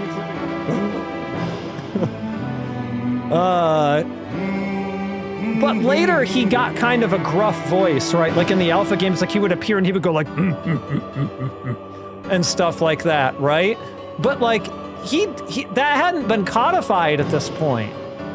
Like he didn't have a voice.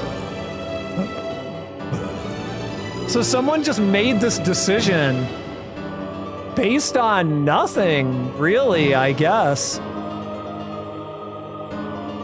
They had him try singing and it was terrible, but he was still under contract. Yeah, he's strong Kobayashi, not song Kobayashi. God damn it, why didn't I make the joke that way?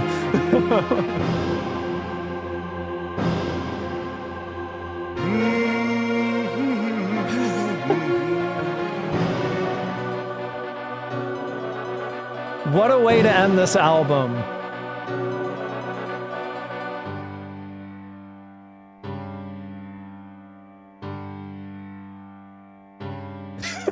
This sucks.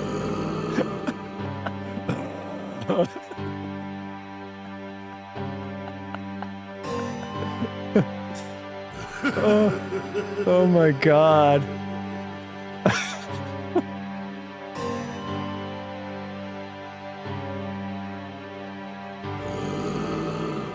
And this is like the 3 minutes and 57 seconds that sounded like that felt like an eternity, basically, of just listening to him go.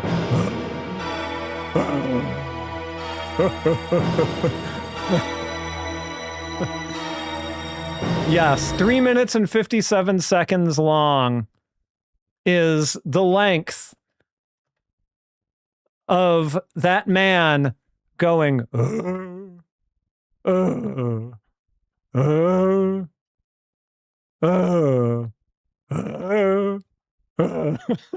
Sorry. All right. We'll do some encores. We don't need to look at the booklet anymore.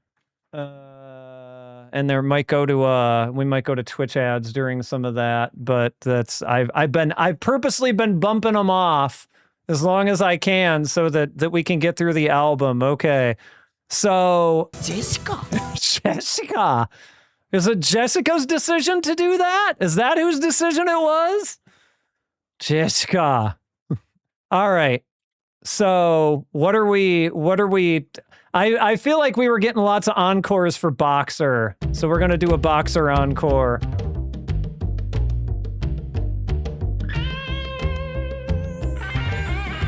I feel like he got the most votes. For my very precise system that I was using to keep track of votes.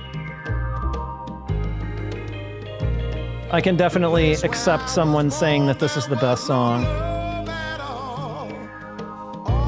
I can see it.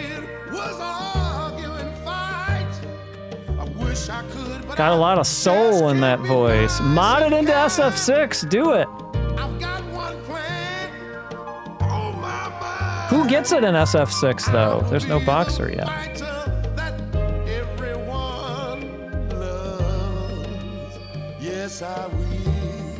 Balrog's goal to get everyone to love him. We all know it. The champion, every man envies the heavyweight champion of the world. I'm punching my way on through life. I don't have time to treat you nice. He doesn't have time to treat you nice, okay? Doesn't have time. I'm punching my way on through Marissa, okay. Ed.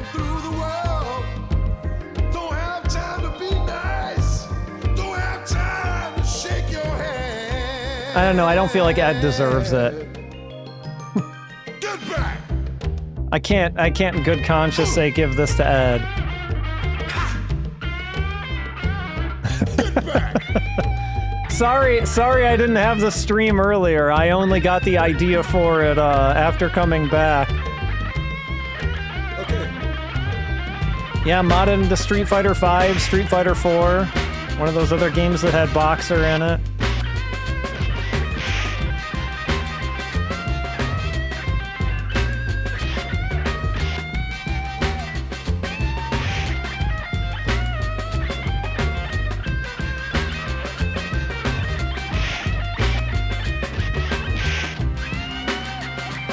I hope so. Yeah, they're well-produced drums. I agree.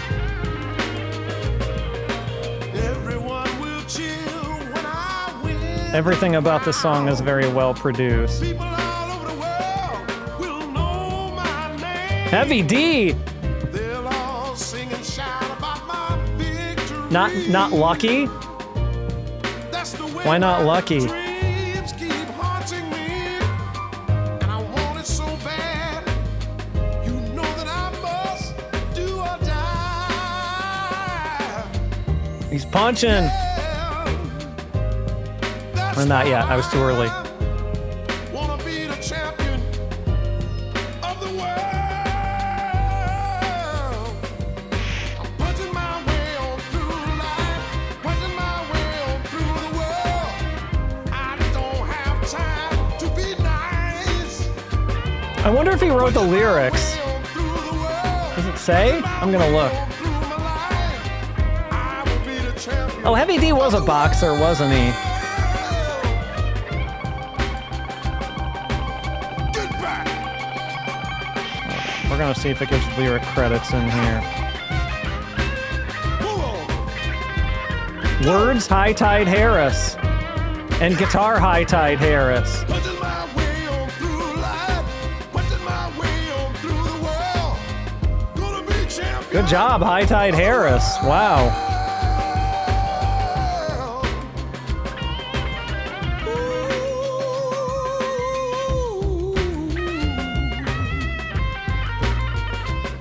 Get back. Move on. Hey.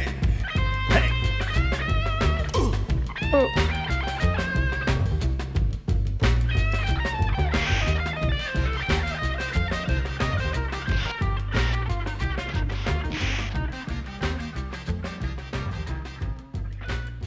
All right. If we were to play one more encore, one more song to close out the night, what would that song be? Of everything that we heard, we got to vote for Chunners.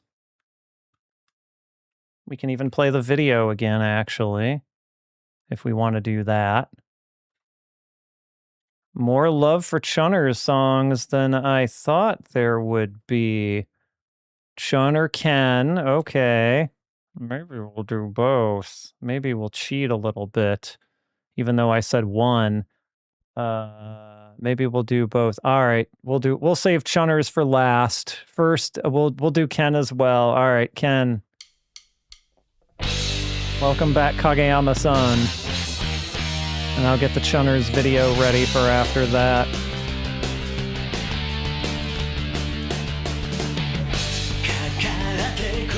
I can't get enough Kageyama, that's for sure.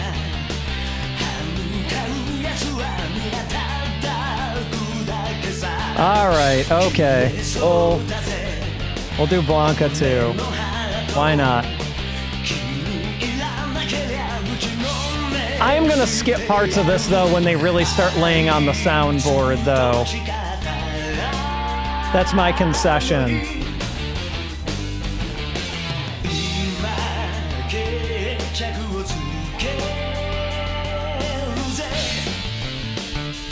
I love that Goemon song. It's playing in my head right now, even as I'm listening to this, assuming we're thinking of the same one.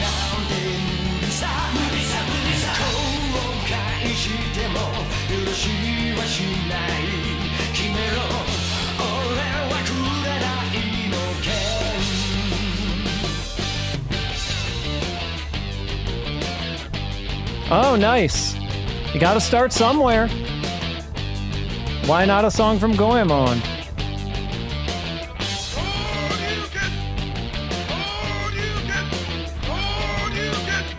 All right, we're not doing this nonsense.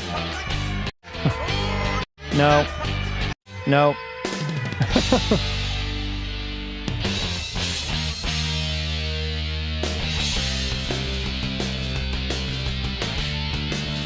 I have no idea why the sirens. They're coming to arrest Ken.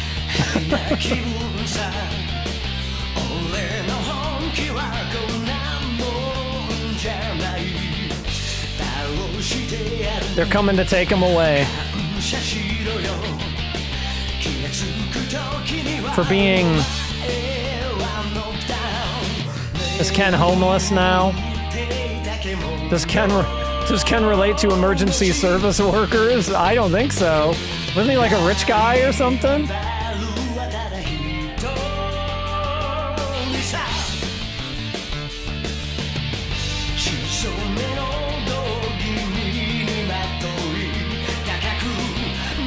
Yeah, I think he's homeless. Well, he wasn't homeless in Street Fighter 2. I think he was still very much wealthy.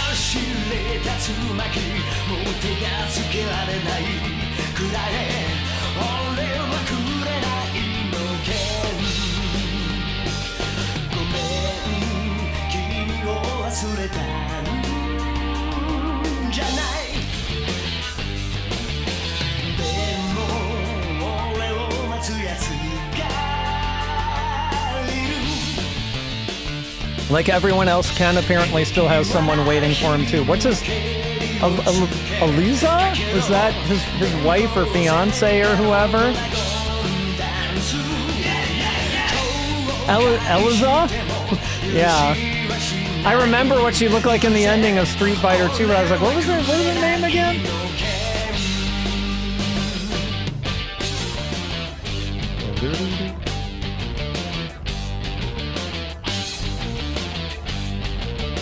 Oh yeah, they do have a kid in SF3, don't they? Alright, we're not doing this nonsense at the end. Alright.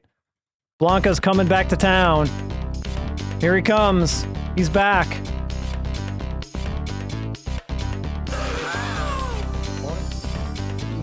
He punches Ken in the balls. Ken deserves to be punched in the balls.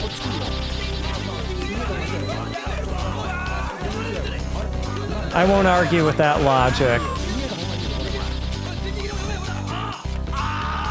Ah! Dengeki da!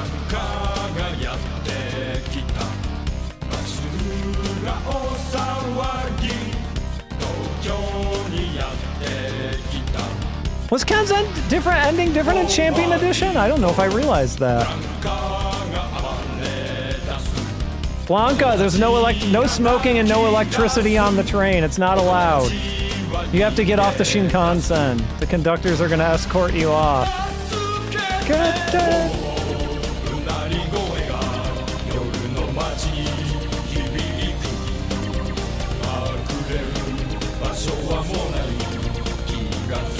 Ah! I just realized, speaking of Kageyama Hironobu earlier, I'm wearing a Jam Project shirt today. It's a Nike parody. It says "Just Do Moto" because Jam Project's thing is Moto Moto. You know, anyone who's familiar. But yeah, it's a Jam Project tour shirt.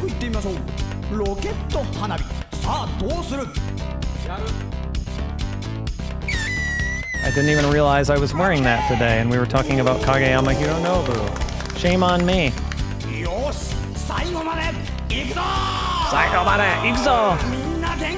Everybody better do it, come on. I'm taking you on your word. You gotta do it. Ooh. Ooh. Ooh. Oh. Oh. Oh.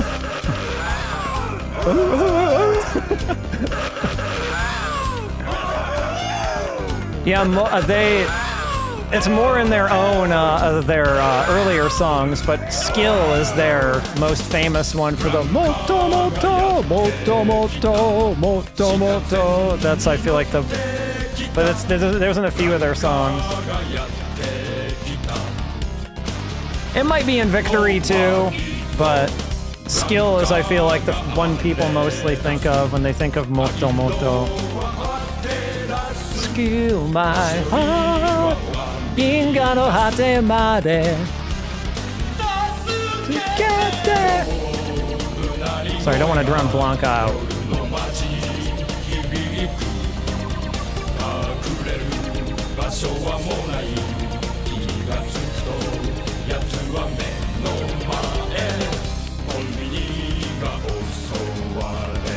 Everyone in the convenience store is scared of him.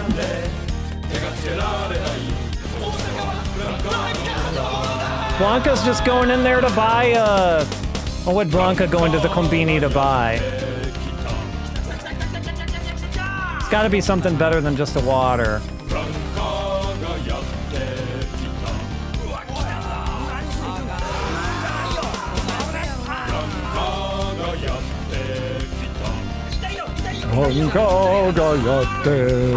Yeah, it's pretty low.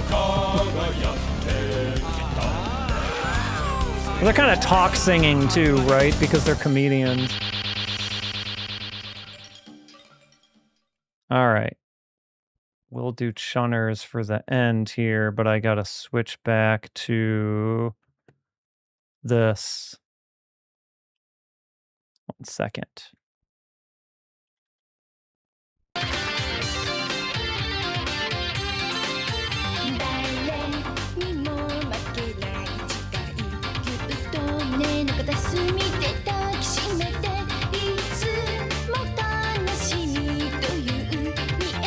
I'm glad you all enjoyed it.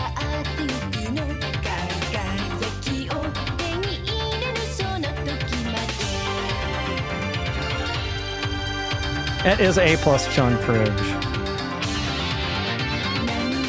Lots of work went into that fringe. Very spiky earrings too. I know I said that earlier, but...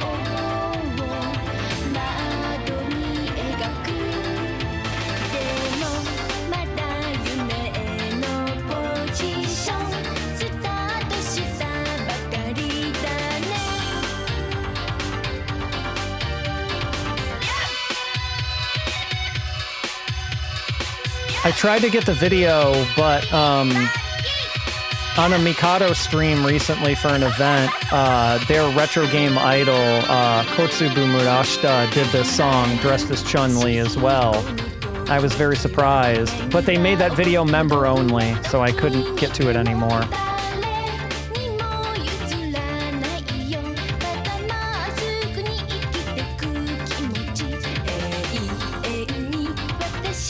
But it was a weird thing where I was like, wow, okay, somebody's like doing this song in 2026. It's crazy.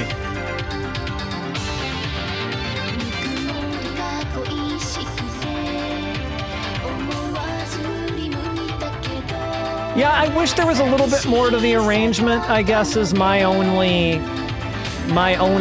complaint. Like, compared to some of the other stinkers on the album, like, compared to... Like, it's an amazing song.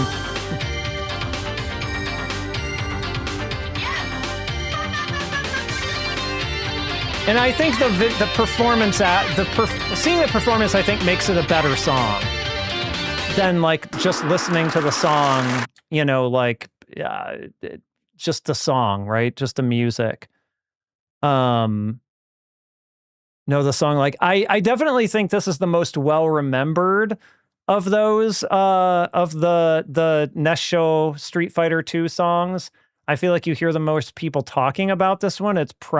I could probably see if I could find sales numbers or something, but I feel like it probably did the best sales numbers, like better than the Ryu one probably, because I mean, y'all saw she got voted best character in Gamest that year. So like, you know, we all had Chun-Li on the brain in 1991 for, you know, different reasons maybe, but nonetheless, we all did.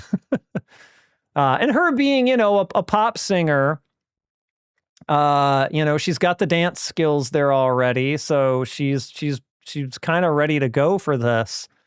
Yeah, I wanted to like the You song more than I did too. It's just kind of okay in the end. Like, not one, like, I feel like the star power that they had behind it didn't deliver the promise that maybe it originally had, as someone from I almost said Shonen Tai, Hikaru Genji might have promised. I feel like the rock stuff really delivered. Obviously, High Tide Harris really brought his A game there too. And we saw some interesting stuff from other people as well. Like the Dulcim one, I think was interesting, even if it wasn't my favorite song on there. So like, what a weird, like if you look at the way that like video games have always been consumed over here, like we really rarely ever have like this level of like, paraphernalia, like of just like, what if we made an album of vocal Street Fighter songs? Like, what a crazy thing to think about happening in 1992. Because like, I didn't know anything about Japan in 1992. Like, I wasn't really tracking any of this stuff. It wouldn't be another 6 years before I really started figuring out, with the help of the internet, like that this stuff was happening and this stuff existed. Is there, Ted Bob, is there a KOF one with vocal songs? I know I have some KOF arranged albums, like instrumentals, but I don't think I have any with vocals. Give me if you know it, tell me what it's called, because I don't think I've ever heard it, and I would like to listen to it because I don't have it. But I will happily do something similar for a KOF album. If you have it at some point, drop me a line and tell me what it is, and maybe I'll get myself a copy, like I got a copy of this one, because this sort of seems like a thing I should have. The Neo CD version of Fatal Fury has a vocal version of the Blue Mary theme. Interesting. I mean, I know most of that Neo CD stuff has rearranged tracks, right? But normally you don't get vocal stuff in there, so that's pretty cool. Yeah, Blade Blue, I'm not shocked. I don't really know anything about Blade Blue, though. I know stuff about Street Fighter. I know stuff about King of Fighters, so I feel like I'll maybe leave the Blade Blue ones to someone else. And obviously, like, Guilty Gear has a lot of vocal songs. I don't think they're necessarily supposed to be like singing as the characters, which is kind of like the draw here. I feel like it's someone who's supposed to be singing like in the character, which is really what makes all this work, I think, versus just like, oh, here's a vocal song that might be a character, for a character, but is not meant to be like the character singing. I feel like that makes it go a longer way, right? Yep, absolutely, Chibi UFO. Go ahead and link it. But with that, I'm running pretty late here, so I'm gonna wrap up. Thank you all for hanging out for this. I'm glad people liked it. I really think this is kind of a neat thing that like people on streams don't really do a lot of, and I'd like to keep doing more stuff like this when I can. So Thursday, we're gonna start doing anime license game stuff, and folks here nominated Urusei Yatsura. So Urusei Yatsura only has a small handful of games, so if anybody likes Lum, come on back Thursday, because we're gonna play some games with Lum. And I've never played any of these games, so they will all be blind, and some of them will be PC. We got some PC PC 98 games and whatnot. We're gonna do it all. We're gonna emulate the computer games and everything, try to be as complete as we can. I can't promise you I will play through all of them. In fact, I won't play through the entire games. I will probably give up on some of them depending on the quality of them, but I will give them all at least an earnest try. And I'll say that for all the anime ones, but don't expect, because I will be my first time playing these, don't expect necessarily any kind of skill. I'll be figuring things out real time, etc., etc. So with all of that said, I will see hopefully everybody Thursday, and when we're done with Urusei Yatsura, which we may not finish in one stream, we'll see how far we get. It won't be more than 2 streams, I don't think.